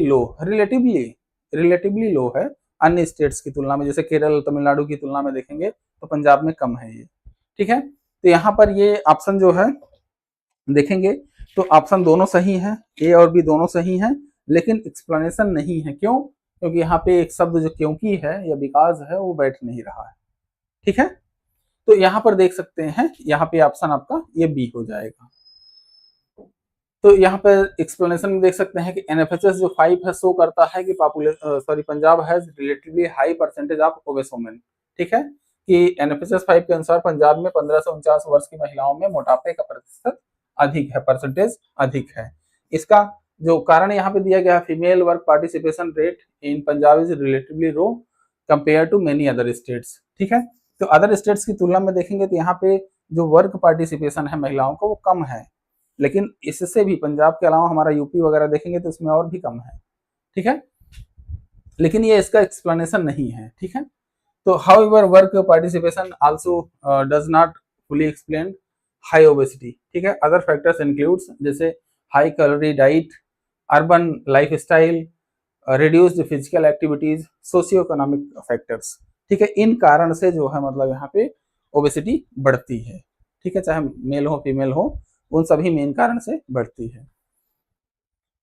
अब इसमें देखेंगे अगला क्वेश्चन है कि when the child women ratio is used, मतलब इसका यूज कब किया जाता है चाइल्ड वुमेन रेशियो का, तो when birth registration statistics exist, नहीं ये गलत है। Where birth registration statistics does not exist, where birth registration along with marriage registration statistics is available, marriage की बात ही नहीं होती यहाँ। और फिर इसके बाद यहाँ पे where statistics on children and women are available. तो यहाँ पर देखेंगे चाइल्ड और वुमेन जो सेक्स रेशियो है, ये चाइल्ड की संख्या अपॉन टोटल वुमेन की संख्या, ये इसके माध्यम से यहाँ पे चाइल्ड वुमेन रेशियो जो है निकाला जाता है, ठीक है। तो इसमें ये वहीं पे निकाला जाता है, यहाँ पे रजिस्ट्रेशन सिस्टम जो है यहाँ पे नहीं है, ठीक है, रजिस्ट्रेशन सिस्टम नहीं है, वहाँ बच्चों की संख्या काउंट कर लिए और उसके बाद जो है यहाँ महिलाओं की संख्या काउंट कर लिए, तो इनके दोनों के माध्यम से हम चाइल्ड वुमेन रेशियो निकालते हैं, ठीक है। चाइल्ड वुमेन रेशियो एक इनडायरेक्ट मेजर है फर्टिलिटी का, इसके माध्यम से हम कैलकुलेट करते हैं, इसका कैलकुलेशन कैसे होता है, चिल्ड्रन की संख्या अपन वुमेन्स की संख्या, ठीक है। और it mainly uses the area where reliable birth registration data are not available, birth registration data जहां पे अवेलेबल नहीं होता है वहीं पर इसका हम यूज करते हैं, ठीक है। अगला क्वेश्चन है मैचिंग का, मैचिंग प्रॉब्लम है, तो मैचिंग के लिए यहाँ पर ध्यान दीजिएगा। तो यहाँ पे कोहर्ट कंपोनेंट मेथड, ठीक है, एक मिनट, कोहर्ट कंपोनेंट मेथड, तो कोहर्ट कंपोनेंट मेथड जो है यहाँ पे कैनन का था, ठीक है, कोहर्ट कंपोनेंट मेथड कैनन का था। लॉजिस्टिक मॉडल अगर देखेंगे तो यहाँ पे कीफिड्स का था, ये 4 नंबर, ठीक है। अंडर 5 मोर्टेलिटी जो इसका यूज जो है यहाँ पे देखेंगे तो ब्रास ने किया था, ठीक है, ब्रास, हाँ, और फिर रेले ने जो है यहाँ पे फर्टिलिटी एस्टिमेशंस का यूज किया था, ठीक है। तो यहाँ पे ब्रास देखेंगे तो ब्रास के लिए ब्रास आपको अगर आप लोगों को याद आ रहा हो तो पीएफ रेशियो बताया गया था ब्रास का, ठीक है, पीएफ रेशियो, ठीक है। पीएफ रेशियो में यहाँ पे अंडर 5 मॉडलिटी का यूज किया जाता है, तो यहाँ पर इसको ऐसे याद रखिएगा। फिर रिले, रिले का मतलब क्या होता है, फर्टिलिटी एस्टिमेट्स। और फिर इसके बाद कैनन जो होते हैं, लॉजिस्टिक्स मॉडल का जो यूज है, लॉजिस्टिक मॉडल की बात करें तो कैनन का यूज, कैनन ने इसको बताया था, ठीक है। तो इसके माध्यम से आंसर क्या हो जाएगा, ए में 3, ए में 3, बी में 4 और सी में 1 और डी में, ठीक है। 4 नंबर आपका ऑप्शन हो जाएगा इसमें। फिर इसमें देखेंगे cohort component method, cannon.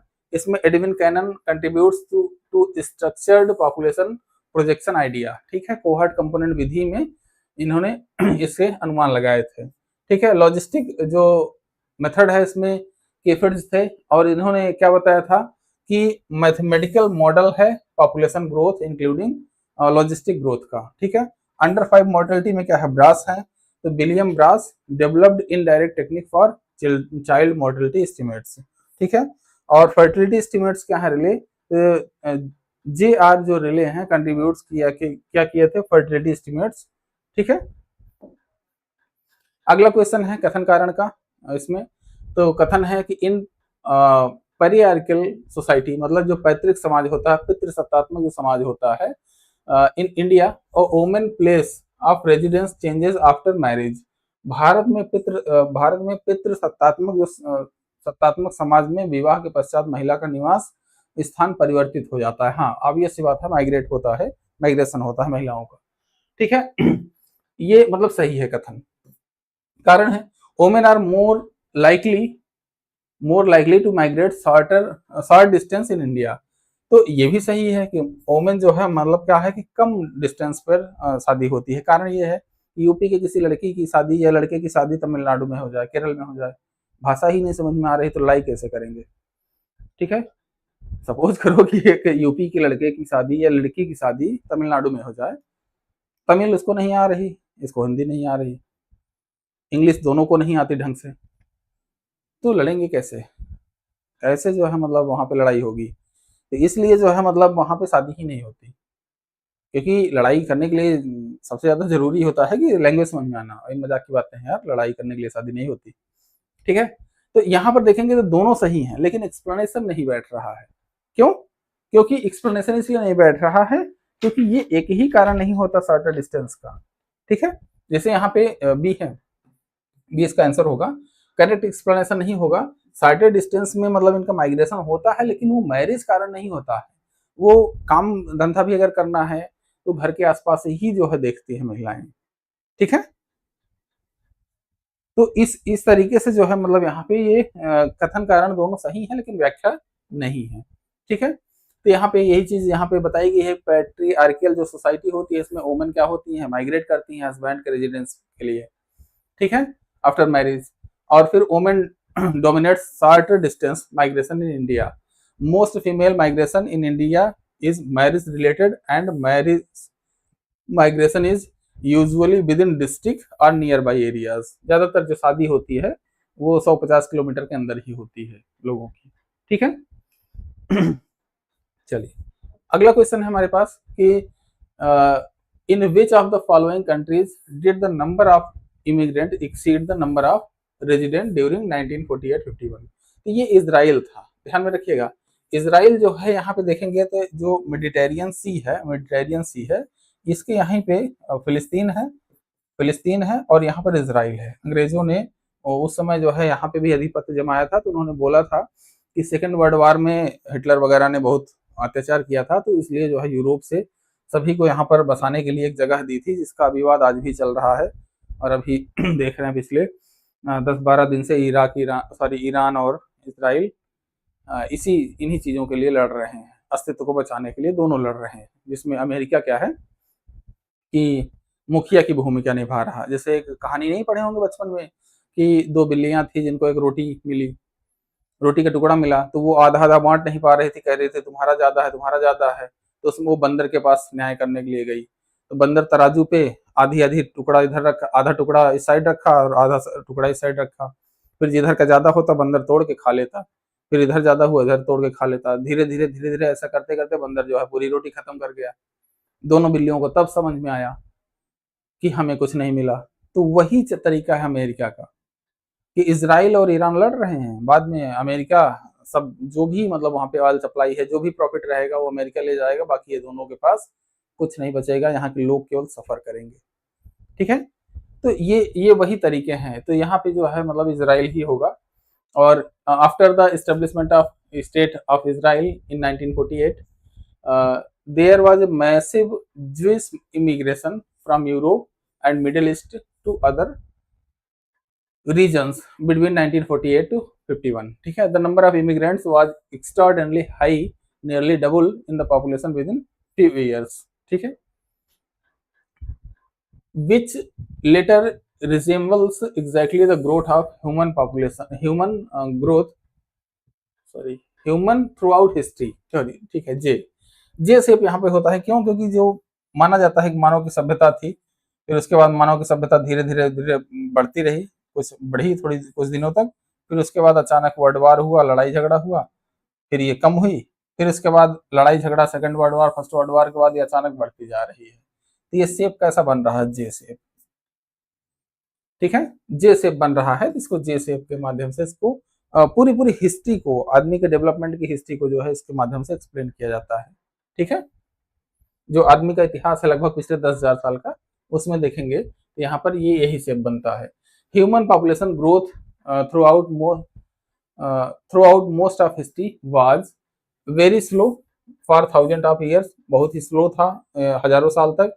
Then suddenly very rapid after the industrial revolution के बाद तेजी से बढ़ा, फिर pattern resembles the J shape. ठीक है, along flat line followed by a sharp upward curve। ठीक है, it represents exponential growth। ठीक है, अब यहाँ पे जो पूरे विश्व की जनसंख्या है वो एक्सपोनेंशियल तरीके से बढ़ती जा रही है। अगला फिर क्वेश्चन है जिसमें कथन कारण है, जिसमें क्या है? In research needing primary data collection covering large geographical area, simple survey is desired. ठीक है, तो अगर यहाँ पे रिसर्च में क्या है? Primary data collection covering large geographical area, अगर बड़ा एरिया है तो उसमें ऑब्वियस सी बात है सैंपल सर्वे जो है मतलब यहाँ पे रिक्वायर्ड होता है, डिजायर्ड होता है। Data collection through census usually time consuming and costly. ठीक है, हाँ यहाँ पे ध्यान में रखिएगा कि अगर कोई बड़ा जियोग्राफिकल एरिया है तो वहां पे सर्वे के माध्यम से यहाँ पे डेटा कलेक्शन का काम, प्राइमरी डेटा कलेक्शन का काम किया जाता है। और चूंकि जियोग्राफिकल एरिया बड़ा है तो यहाँ पे टाइम भी ज्यादा लगेगा, इसलिए जो है, इसलिए मतलब क्योंकि मतलब यहाँ पे देखेंगे बड़े एरिया में डेटा कलेक्शन के लिए सैंपल सर्वे का उपयोग किया जाता है, क्योंकि बड़े एरिया में डेटा कलेक्शन का जो काम होता है वो टाइम कंज्यूमिंग और कॉस्टली होता है। तो एकदम एग्जैक्ट बैठ रहा है, इसलिए यहाँ पे दोनों करेक्ट हैं और एक्सप्लेनेशन भी है। ठीक है, करेक्ट भी है और एक्सप्लेनेशन भी है। ठीक है, चलिए अगला क्वेश्चन है यहाँ पे कि सॉरी इसका एक्सप्लेनेशन है। तो यहाँ पे when research requires primary data collection over a large geographical area, sample survey is preferred. ठीक है, census data collection is time consuming and expensive. ठीक है, because census covers every unit while sample survey studies only representative part. ठीक है, अगला है यहाँ पे फिर से work participation of women in Mizoram is high, increasing level of female literacy. ठीक है, female literacy facilitate there gainful employment. ठीक है, तो यहाँ पर work participation in women in Mizoram, Mizoram में जो वर्क पार्टिसिपेशन है महिलाओं का ये ज्यादा है। ठीक है, तो अब ये सी बात है ज्यादा है, मतलब वहां पे डेवलप्ड थोड़ा सा एरिया है। फिर इसके बाद increasing level of female literacy, ध्यान में रखिएगा फीमेल लिटरेसी मिजोरम की काफी ज्यादा है, केरल के बाद जो है मिजोरम की ही जो है फीमेल लिटरेसी है। ठीक है, तो वहां पे लिटरेसी ज्यादा है, इसलिए जो है यहाँ पे इसको देख सकते हैं।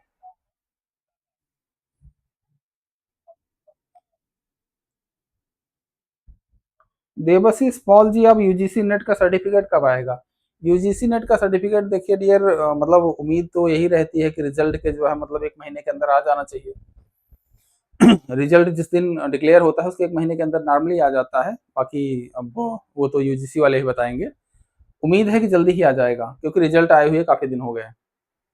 ठीक है, तो यहाँ पर ये क्या हो जाएगा, यहाँ पर देखेंगे तो गेनफुल एम्प्लॉयमेंट, हाँ, तो यहाँ पे जो है ये कथन कारण दोनों सही होगा और इसकी व्याख्या भी हो जाएगी। ठीक है, तो यहाँ पे Mizoram has relatively high female work participation compare to many Indian states. Mizoram में महिलाओं का कार्य सहभागिता दर कई भारतीय राज्यों की तुलना में अधिक है और this is due to tribal social structure, greater gender equality और हाई जो लिटरेसी है इसके कारण से। ठीक है, और high female literacy increase employment opportunity. ठीक है, in Mizoram female literacy is high which facilitate participation in gainful employment. ठीक है, अगला है यहाँ पे फिर से इसको यहाँ पे मर्ज करना है। तो केजिप के लिए हम आपको बताया था कि जो रैंक साइज रूल है इन्होंने केजिप ने दिया था। एम जेफरसन ने बताया था प्राइमेट सिटी के बारे में। प्राइमेट सिटी के बारे में आपको बताया गया है कि यहाँ पे जो मतलब चीजें थी, जेफरी एक तरीके से जो है मतलब कह लीजिए कि रेफरी, जेफरी को ना पढ़ के रेफरी पढ़िए। रेफरी का मतलब क्या होगा, जो एम्पायर होता है क्रिकेट मैच में, वॉलीबॉल में, फुटबॉल में, बास्केटबॉल में, कॉमन आदमी जो डिसीजन देता है। तो वही चीज यहाँ से वहां से हम इसको याद रखते हैं कि प्राइमेट सिटी के बारे में मतलब कौन सी सिटी जो है डोमिनेट करती है। प्राइमेट सिटी के को जब हम पढ़ा रहे थे तो आपको बताए थे कि कोई भी एक ऐसा एरिया जो उस पूरे मतलब जैसे मान लीजिए उस बड़े एरिया को रिप्रेजेंट कर रहा हो। जैसे यूपी में देखेंगे तो लखनऊ हालांकि लखनऊ नहीं कह सकते हैं, जैसे कई स्टेट्स हैं, जैसे मान लीजिए कि कर्नाटक में बंगलुरु है। बंगलुरु जो है पूरे एरिया को टेक्नोलॉजी हब के रूप में जो है रिप्रेजेंट करता है, तो वो उस स्टेट के लिए प्राइमेट सिटी हो गया। शिलांग वगैरह में देखेंगे तो शिलांग मेघालय की राजधानी जो शिलांग है वो भी देखेंगे तो वो एक बड़े जो है हब के रूप में रिप्रेजेंट करता है पूरे स्टेट को, तो वो प्राइमेट सिटी होता है।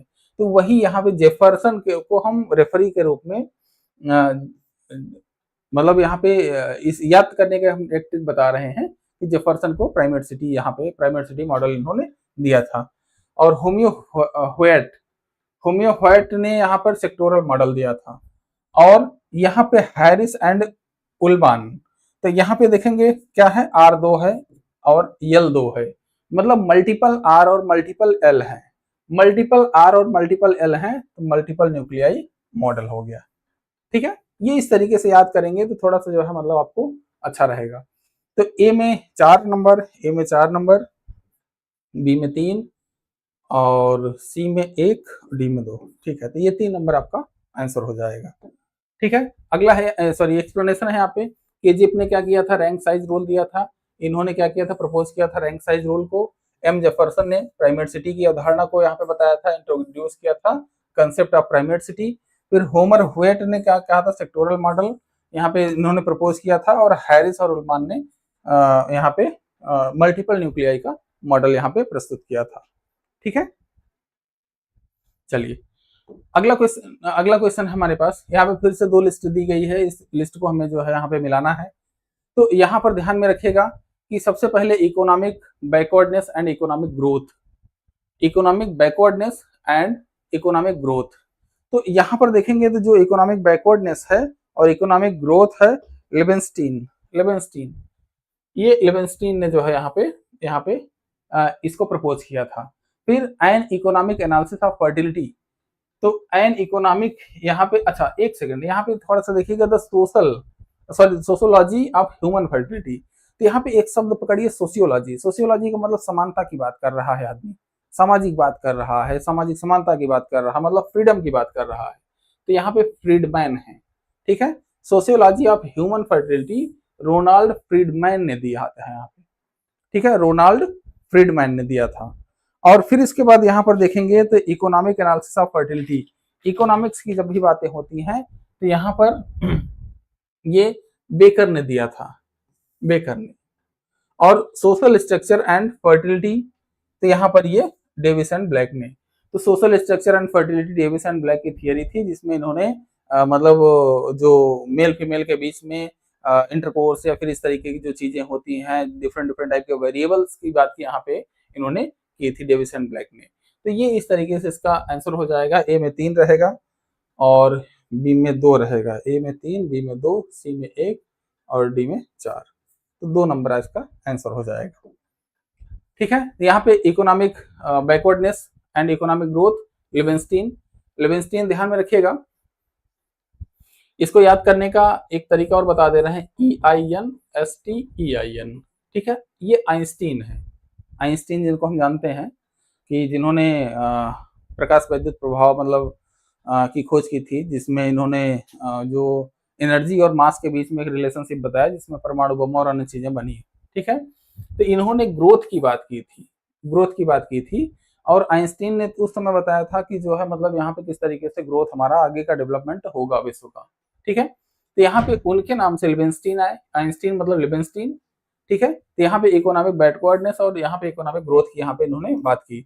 फिर economic analysis of fertility, baker, baker यहाँ पे इकोनॉमिक एनालिसिस की बात की है। फिर उसके बाद सोशियोलॉजी, सोशियोलॉजी सामाजिकता की बात क्या करेंगे, कौन करेगा, फ्रीडमैन करेंगे, फ्रीडम की बात करेंगे। ठीक है, फिर यहाँ पे social structure and fertility, Davis and black की बात। ठीक है, अगला क्वेश्चन है कथन कारण का। इसमें क्या है, coverage of vital registration in India is low. Vital registration जो है कवरेज जो है भारत में लो है। और फिर इसके बाद substantial population in India is illiterate and rural based. ठीक है, तो यहाँ पर जो देखेंगे तो यहाँ पे जो क्वेश्चन है, यहाँ पे वाइटल रजिस्ट्रेशन भारत में लो है। हाँ, ये तो ठीक है कि लो है। सब्सटेंशियल पॉपुलेशन इलिटरेट है इस कारण से, और रूरल बेस्ड है इस कारण से ये जो है लो है। हाँ, ये भी सही है। ठीक है, मतलब कथन कारण सही है और व्याख्या भी है इसकी। ठीक है, यहाँ पे देखिए अगला है, सॉरी एक्सप्लेनेशन है। Vital registration coverage birth death registration in India is in India has historically been incomplete in many regions. A large section of जो population in rural area, in rural and historically जो मतलब यहाँ पे has lower literacy levels, literacy कम होने के कारण जो है यहाँ पे इन चीजों में कमी आती है। फिर रूरल जो रेजिडेंस होता है प्लस इलिटरेसी जो होती है, lack of awareness, poor administration access और अंडर रजिस्ट्रेशन का जो है यहाँ पे एक तरीके से अंडर रजिस्ट्रेशन के माध्यम से ही जो है मतलब यही डेटा हमारे पास अच्छे से मिल नहीं पाता है, जिस कारण से यहाँ पे जो वाइटल कवरेज है ये कम हो जाता है। अगला है यहाँ पे कि फॉलोइंग स्टेट्स हैं, इनको कवर करना, sorry which of the following are considered as vital event. तो वाइटल इवेंट में डेथ, बर्थ और मैरिज, डेथ, बर्थ और मैरिज, स्टिल बर्थ को भी यहाँ पे काउंट किया जाता है, माइग्रेशन को नहीं काउंट किया जाता है। तो सी हटा दीजिए, सी हटा दीजिए, सी हटा दीजिए, तो ये सभी कट गए और ये आपका आंसर हो गया। तो यहाँ पे vital events are related to life and civil status that are recorded under vital registration system. तो they includes birth, death, marriage और स्टिल बर्थ। ठीक है, मतलब यहाँ पे देखेंगे तो डेथ, बर्थ, मैरिज जो है मतलब ये चीजें आती हैं, स्टिल बर्थ इसी डेथ के रूप में कंसीडर हो जाता है। अगला क्वेश्चन है यहाँ पे अरेंज करना है हमें फॉलोइंग स्टेट्स को in descending order based on the percentage of women who had 4 or more ANC visits according to the NFHS 5। ठीक है, तो यहाँ पर हमें सबसे पहले यहाँ पे देखना है कि मेडिकल सुविधाएं जहाँ पे सबसे अच्छी हैं वहाँ पे सबसे ज्यादा इनका जो है यहाँ पे रेशियो रहता है। तो यहाँ पे सबसे ज्यादा जो है उड़ीसा में था, डी। ठीक है, फिर उसके बाद यहाँ पे देखेंगे तो ये मध्य प्रदेश में था, 3 नंबर ऑप्शन है, तो DABC, DABC। तो इसका परसेंटेज या एक्सप्लेनेशन हम आगे कर देते हैं। तो यहाँ पर देखेंगे तो यहाँ पे जो NFHS 5 के अनुसार जो है जो ANC विजिट्स हैं महिलाओं की, उसमें उड़ीसा नंबर 1 पे है, फिर मध्य प्रदेश है, फिर उत्तर प्रदेश है, फिर बिहार है। ठीक है, ANC का मतलब क्या है, एंटीनेटल केयर। ठीक है, visits reflect utilization of maternal health services. ठीक है, ANC विजिट का मतलब मातृ स्वास्थ्य सेवाओं के उपयोग को दर्शाती है। ठीक है, अगला क्वेश्चन है कि a group of people who migrate from a common place of origin to a common place of destination is called. तो जो यहाँ पे एक कॉमन प्लेस होता है, जैसे भारत का नक्शा देखेंगे, अगर भारत का नक्शा देखें, मान लीजिए हम गंदा सा, हम जिस देश में रहते हैं उसका नक्शा ही गंदा सा बनाते हैं, तो यहाँ पर देखेंगे दिल्ली है, यहाँ पे अपना यूपी प्रयागराज, यूपी बिहार मान लीजिए, तो ये, और यहाँ पे मुंबई है, ठीक है, यहाँ मुंबई है, गुजरात है, यहाँ बंगलुरु है, यहाँ चेन्नई है, इधर कोलकाता है। तो यहाँ पर देखेंगे तो जो सबसे ज्यादा माइग्रेशन होता है यूपी बिहार के लोगों का, सबसे ज्यादा मुंबई की ओर होता है, गुजरात की ओर होता है, दिल्ली की ओर होता है। तो ये कॉमन रूट्स हैं, ठीक है, कॉमन रूट्स हैं। तो इस पैटर्न को माइग्रेशन स्ट्रीम के माध्यम से, एक शब्द में अगर कहा जाए तो माइग्रेशन स्ट्रीम के माध्यम से इसको हम जो है यहाँ पे रिप्रेजेंट करते हैं, ठीक है, माइग्रेशन स्ट्रीम के माध्यम से हम इसको रिप्रेजेंट करते हैं, ठीक है। चलिए, तो यहाँ पे a migration stream refers to a group of people moving from same place of origin to same place of destination, ठीक है। मेनी जो पीपल है move from village A to city B, that follow that flow is called migration stream, ठीक है। Gross migration का मतलब क्या होता है, total in migration plus out migration, ठीक है। ध्यान में रखिएगा, ग्रास माइग्रेशन माइनस नहीं होता है, इन माइग्रेशन और आउट माइग्रेशन, टोटल माइग्रेशन की बात करते हैं। नेट माइग्रेशन में क्या होता है, इन माइग्रेशन माइनस आउट माइग्रेशन होता है। और सिमिलरिटी जो माइग्रेशन होता है, not a standard demographic term, ठीक है, ये इसको हटा सकते हैं यहाँ पे, ठीक है। एक सेकंड, इसको हम यहाँ पे हटाते चले तो ज्यादा अच्छा रहेगा, ठीक है, ओके, क्योंकि अभी पीडीएफ भी आपको एडिट करके देना है ना। चलिए, अरेंज करना है फॉलोइंग इंडियन जो मिलियन प्लस अर्बन एग्लोमेरेशन है in ascending order of their population size as per census 2011। तो सबसे ज्यादा यहाँ पर देखेंगे तो सबसे ज्यादा जो पॉपुलेशन थी वो पुणे की थी, ठीक है, पुणे क्योंकि इंडस्ट्रियल हब है एक तरीके से देखेंगे। तो यहाँ पे जो हमारे पास ऑप्शन है वो 4 नंबर है, ये बी ईडीसी, यहाँ पे पुणे है, फिर उसके बाद यहाँ पे हैदराबाद है, पुणे है, हैदराबाद है, ठीक है। फिर उसके बाद यहाँ पर देखेंगे तो बंगलुरु है, और फिर उसके बाद जो है यहाँ पे डी देखेंगे चेन्नई है, फिर उसके बाद यहाँ पे कोलकाता है, ठीक है। अब यहाँ पे हम इसका परसेंटेज, सॉरी, पॉपुलेशन देख लेते हैं। तो यहाँ पे जनसंख्या 2011 का जो डेटा था उसमें क्या है, पुणे 5.5 मिलियन लोग हैं, वहां पे हैदराबाद में लगभग एक सेकंड, थोड़ा सा मैं गड़बड़ हो गया, हाँ, असेंडिंग ऑर्डर है, ध्यान में रखिएगा, असेंडिंग ऑर्डर। हम शायद पुणे को सबसे बड़ा सिटी बोल गए थे, पुणे सबसे छोटा सिटी है इसमें से, ठीक है। सबसे बड़ा सिटी यहाँ पे जो है देखेंगे तो कोलकाता है, क्योंकि पुराना शहर है, ठीक है। तो यहाँ पे जो पुणे की पॉपुलेशन है 5 मिलियन के आसपास है, 7 मिलियन जो है हैदराबाद में है, और बंगलुरु में जो है मतलब यहाँ पे देखेंगे तो 8 मिलियन के आसपास, 8.5 मिलियन के लोग हैं, चेन्नई में 8.7 और कोलकाता में 14 मिलियन के आसपास लोग हैं, ठीक है। अगला क्वेश्चन है, what is the correct sequence in terms of enactment of following act, ठीक है। तो Bengal birth and death registration, अच्छा, इसको मान लीजिए हमें कुछ ना पता हो, कभी ना पढ़े हो, थोड़ा बहुत हमको जानकारी हो, तो कैसे इसका ट्रिक लगाएंगे। Bengal birth and death registration act, फिर क्या है, birth and death and marriage registration act, maintenance and welfare of parent and senior citizen act, फिर हिंदू मैरिज एक्ट। तो यहाँ पर देख सकते हैं कि बंगाल अभी नहीं है, बंगाल अंग्रेजों के समय था, तो सबसे पुराना एक्ट यही होगा, ठीक है। तो सबसे पुराना एक्ट यही होगा, तो यहाँ पर 2 ऑप्शन आपके कट गए, 2 ऑप्शन कट गए, इसमें टिक मारना चाहिए क्योंकि 50-50 ऑप्शन है। फिर उसके बाद यहाँ पर देखेंगे तो जो हिंदू मैरिज एक्ट है, उसके बाद बर्थ एंड डेथ जो एंड मैरिज रजिस्ट्रेशन एक्ट है, इसको देखेंगे तो ये जो है इसके बाद आया था, बंगाल वाले के बाद आया था, ठीक है, हाँ, बंगाल वाले के बाद आया था। एक second, A B T C, हाँ ठीक है, तो ये पहला ऑप्शन है ए बी डी सी, ठीक है।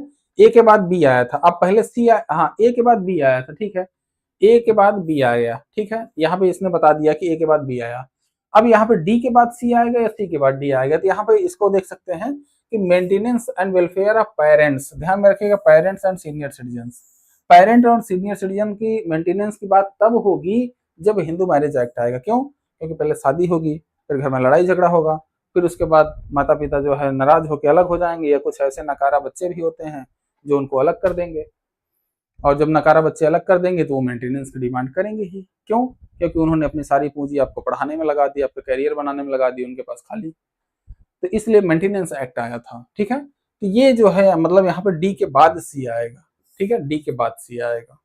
ठीक है, ये ट्रिक बता रहे हैं याद करने का तरीका, जो बीच बीच में कहानी बताते हैं, तो ये आपको जो है मतलब याद करने का तरीका है एक तरीके से। ठीक है ओके, अगला क्वेश्चन है हमारे पास, जल्दी से इसको खत्म कर लेते हैं क्योंकि अगली भी क्लास है। तो यहाँ पे death, Bengal birth and death जो रजिस्ट्रेशन है एक्ट है, ये 1873 में आया था। बर्थ एंड डेथ जो मैरिज रजिस्ट्रेशन एक्ट है 1886 में आया था। हिंदू मैरिज एक्ट 1955 में आया था। और maintenance of and welfare of parents and senior citizens act ये 2007 में आया था। लाइफ टेबल, लाइफ टेबल जो है हमारे पास यहाँ पे, life table population is called as stationary population because, तो जो यहाँ पे हमारे पास जो पॉपुलेशन है 38 में, यहाँ पे कहा जा रहा है कि यहाँ पे लाइफ टेबल की जो पॉपुलेशन होती है वो स्टेशनरी पॉपुलेशन कहा जाता है। क्यों? क्योंकि total number of population and distribution by age do not change with time. ठीक है, यही सही है, पहला ही ऑप्शन सही, दूसरा पढ़ने की जरूरत नहीं है।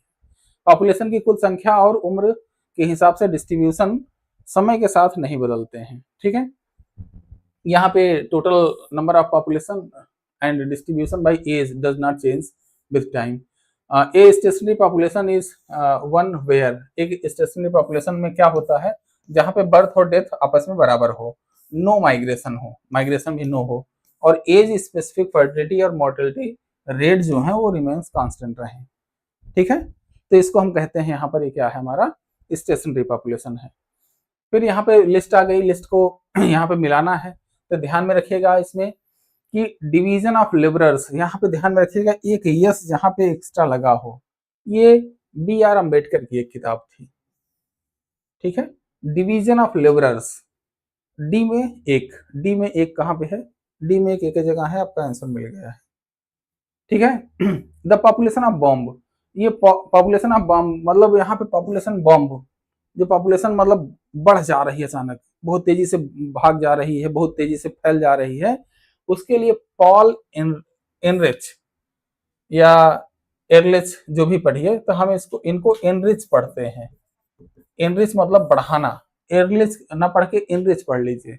एनरिच मतलब बढ़ाना या रिच होना, बढ़ना।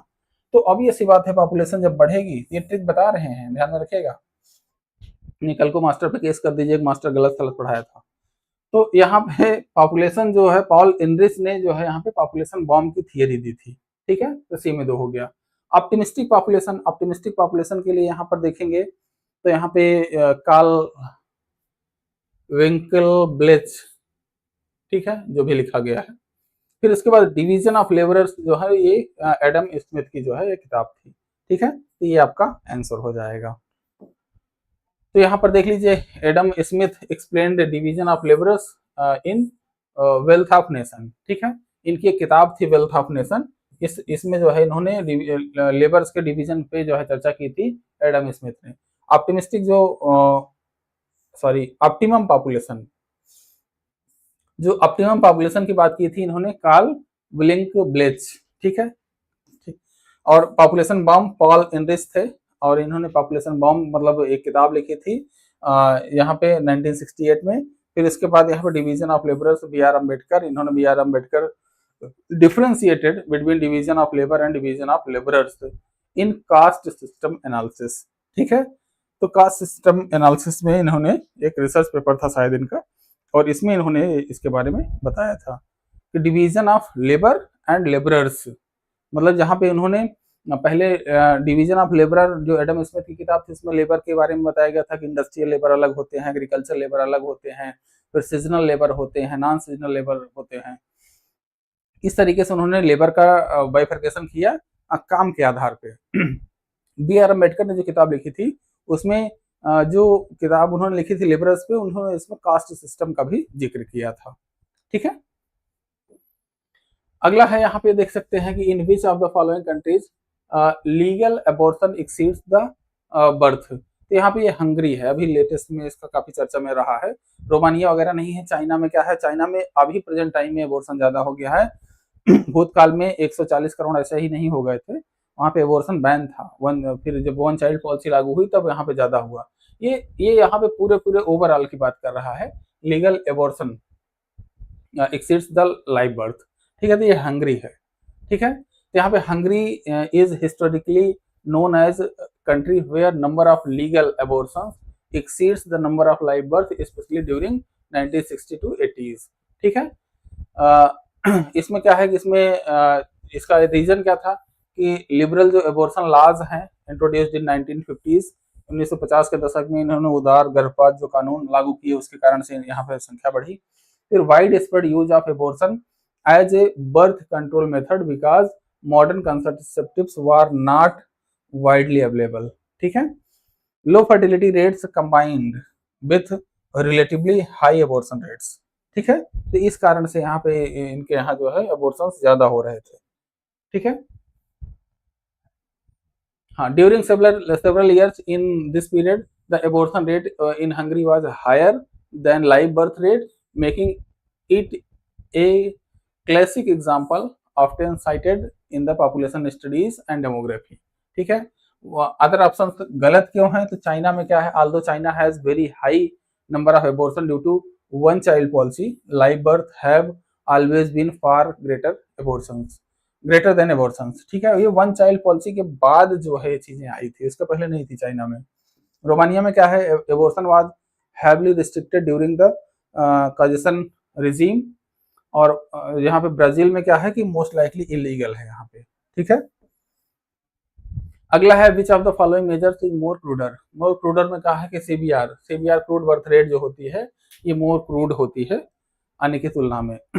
Among these, CBR is most crude measure of fertility. Why? Measure CBR uses the total population as denominator, including children, elderly या men या women सभी को शामिल करता है, इसलिए। ठीक है, ये तो मोर क्रूड है। और CDR काहे नहीं है, मान लीजिए CBR के स्थान पे CDR अगर मान लीजिए यहाँ पे लिखा है, नहीं लिखा CDR लिखा तो है क्रूड डेथ, तो इसमें यहाँ पे ये सबको नहीं शामिल करता। इसमें यहाँ पे जो क्रूड बर्थ में क्या है कि मेल फीमेल को शामिल करता है, बर्थ ज्यादा होती है।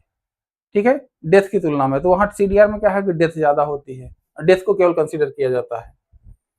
तो इसमें यहाँ पे अगला क्वेश्चन है कि in the international comparison the usefulness of crude death rate is restricted because it is influenced by. तो यहाँ पर ऑब्वियस सी बात है कि जो क्रूड जो स्टेटिस्टिक्स है, जो क्रूड मतलब जो स्टेटिस्टिक है, जैसे चाहे वो क्रूड डेथ रेट हो या बर्थ रेट हो, इसको यहाँ पे रिस्ट्रिक्ट इसलिए किया जाता है कि यहाँ पे ये अलग अलग एज ग्रुप में अलग अलग चीजें यहाँ पे घटित होती हैं। ठीक है, तो इसलिए यहाँ पे इसको एज और सेक्स कंपोजिशन के कारण जो है अलग अलग एज ग्रुप में और अलग अलग सेक्स में जो है मतलब ये डेथ रेट जो है कम ज्यादा होती रहती है, इसलिए इसको जो है मतलब अंतरराष्ट्रीय स्तर पे इसको उतनी मान्यता नहीं प्राप्त है।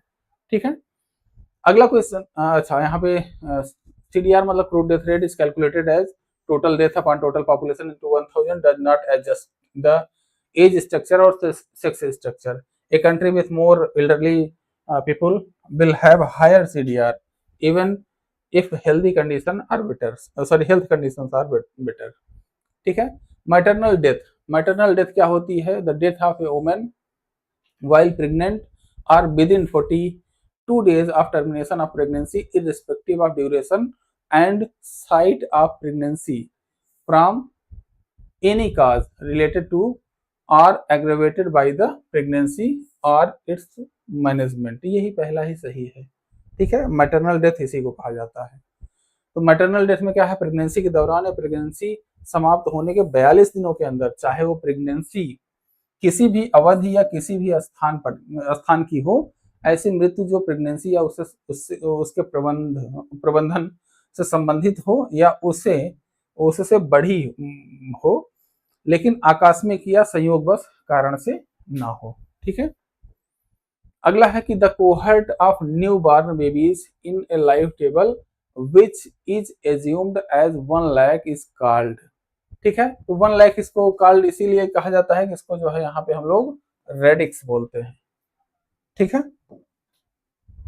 Radix in life table we assume hypothetical cohort of new born babies usually 1 lakh, the starting number is called radix. ठीक है। अगला है हमारे पास यहाँ पे what will be the correct sequence if following states are arranged in descending order based on the percentage of under 5 children who are wasted according to NFSS 5। ठीक है। तो यहाँ पे वेस्टेड, वेस्टेड का मतलब क्या हो गया? वेस्टेड में यहाँ पर देखेंगे तो वेस्टेड का मतलब ये होता है कि वे बच्चे जिनका वेट कम है हाइट की तुलना में, मतलब हाइट की तुलना में उनका वेट कम है, मतलब वेस्ट कर दिया गया है।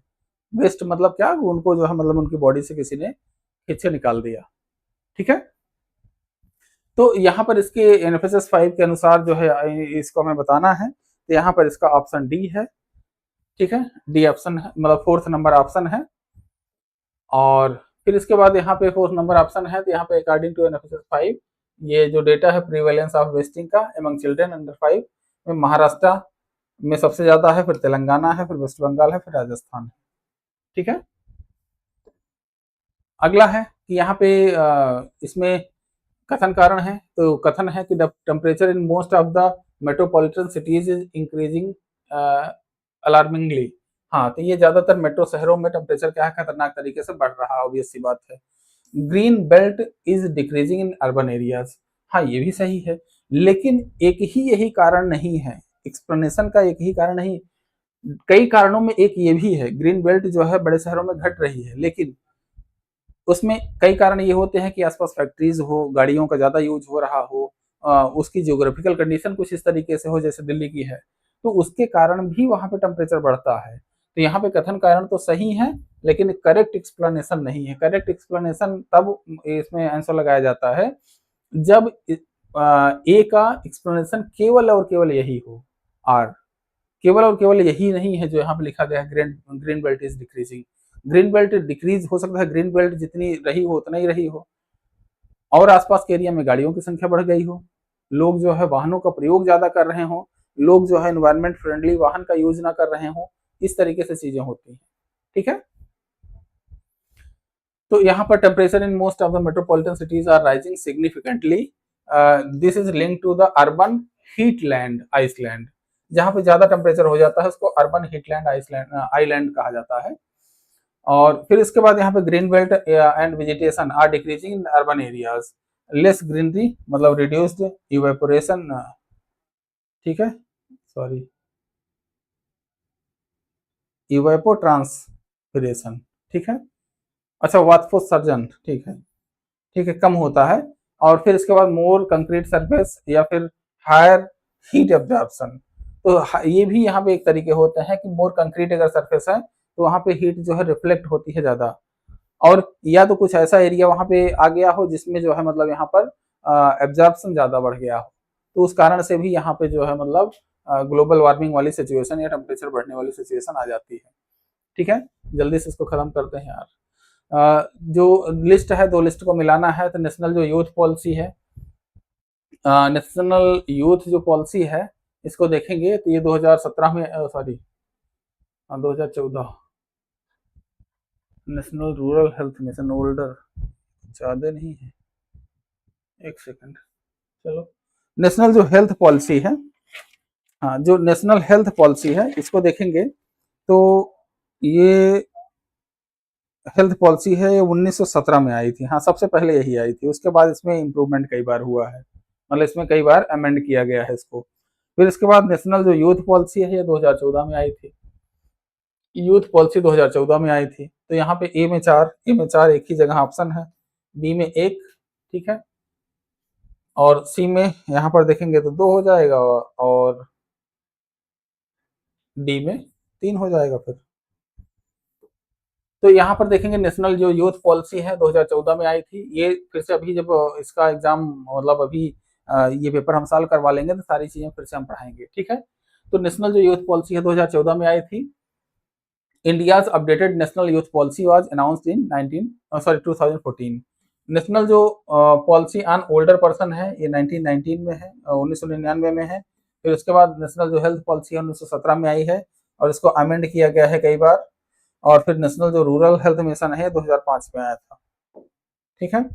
अगला क्वेश्चन है कथन कारण का, इसमें in Kerala sex ratio is in favour of females, हाँ बिल्कुल फेवर में है फीमेल्स के। Gender bias is low in Kerala, हाँ ठीक है। तो यहाँ पे ध्यान में रखिएगा फिर से कि जो फीमेल्स हैं उनकी संख्या जो है या उनका जो सेक्स रेशियो है वो केरल में इनके पक्ष में है, महिलाओं के पक्ष में है। और जो जेंडर बायसनेस है केरला में लो है, हाँ केरला में लो है लेकिन जीरो नहीं, ध्यान में रखिएगा। और वहां पर जो एजुकेशन भी है, यहाँ पे जेंडर बायसनेस के अलावा एजुकेशन भी मतलब वहां पे ज्यादा है, इसलिए जो है वहां पे फीमेल्स के मतलब रिस्पेक्ट में या फीमेल्स के फेवर में जो है मतलब यहाँ पे सेक्स रेशियो है। तो मतलब कथन कारण दोनों सही है लेकिन व्याख्या नहीं है, ठीक है। तो यहाँ पर देख लीजिए केरल में सेक्स रेशियो क्या है, फेवर में है फीमेल्स के। और according to census of India Kerala has more female than males, ठीक है। यहाँ पे gender biasness in Kerala is comparatively lower than in many other states. Why this matters, मतलब यहाँ पे मैटर क्यों करता है, मतलब यहाँ पे ये चीजें ज्यादा क्यों है, मतलब फीमेल के फेवर में जो सेक्स रेशियो है क्यों है। तो हायर फीमेल लिटरेसी है, बेटर हेल्थ केयर है, लोअर डिस्क्रिमिनेशन है और बेटर सर्वाइवल ऑफ गर्ल्स है, ठीक है। अगला है by applying the systematic random sampling in research, researcher required to draw इतना सैंपल्स। तो इसमें टोटल पॉपुलेशन है, तो यहाँ पे capital N is equal to n into k होता है कि यहाँ पे इंटरवल की बात कर रहा है, सैम्पलिंग इंटरवल की बात कर रहा है। तो capital N upon small n, तो 5382 अपॉन 234, ये लगभग 23 आ जाएगा। ये 23 आपका आंसर हो जाएगा, ठीक है। हाँ वही निकाला गया है 23। अब यहाँ पे देख लीजिए, यहाँ पे life table birth rate is 10, तो what will be the life expectancy. तो लाइफ एक्सपेक्टेंसी यहाँ पे निकालने का तरीका बताया गया है, कैसे कि इन लाइफ टेबल जो इन ए स्टेशनरी टेबल, जो इन अ stationery life table population E zero, मतलब जो लाइफ एक्सपेक्टेंसी एट बर्थ होती है 1/, ये जो है बर्थ रेट के बराबर होती है। तो 1/, बर्थ रेट के बराबर होती है, तो यहाँ पे बी का मान बर्थ रेट कैसे निकालेंगे। तो बर्थ रेट के लिए यहाँ पे क्या कहा जा रहा है, यहाँ पे क्या है कि बर्थ रेट है लाइफ टेबल के अनुसार 10 है। तो 10 है तो 10/1000 पर 1000 यहाँ बर्थ निकाली जाती है, तो बर्थ रेट ये हो गई। तो ई जीरो 1/b हो गया, 100 आ गया इसका मान। तो ये लाइफ एक्सपेक्टेंसी क्या हो जाएगी 100। ये क्वेश्चन थोड़ा सा अलग है, इसको ध्यान में रखिएगा। ये कैलकुलेशन जो है आपको नॉर्मली मिलेगा नहीं। कल देखिएगा, अगर टाइम मिलेगा तो हम इसको जो है मतलब जो अगली क्लास है वो लाइव या रिकॉर्डेड फॉर्मेट में आपको अपलोड कर दी जाएगी, जो इसका 50 क्वेश्चन रिमेनिंग 50 क्वेश्चन है, ठीक है। तो ये हमारा 11 क्लासेस का यूट्यूब चैनल, टेलीग्राम का लिंक, किसी समस्या दिक्कत परेशानी की स्थिति में इस पर संपर्क किया जा सकता है। और जल्दी ही हम ASO का जो बैच है उसमें मतलब जो एक्सपेक्टेड सिलेबस है और उसका जो प्रैक्टिस सेट है हिंदी का और अन्य GS का प्रैक्टिस सेट तो चल रहा है, हिंदी अन्य चीज़ों का प्रैक्टिस सेट जल्दी ही उसमें जो है शामिल किया जाएगा, ठीक है। तो thank you for this class, have a nice day.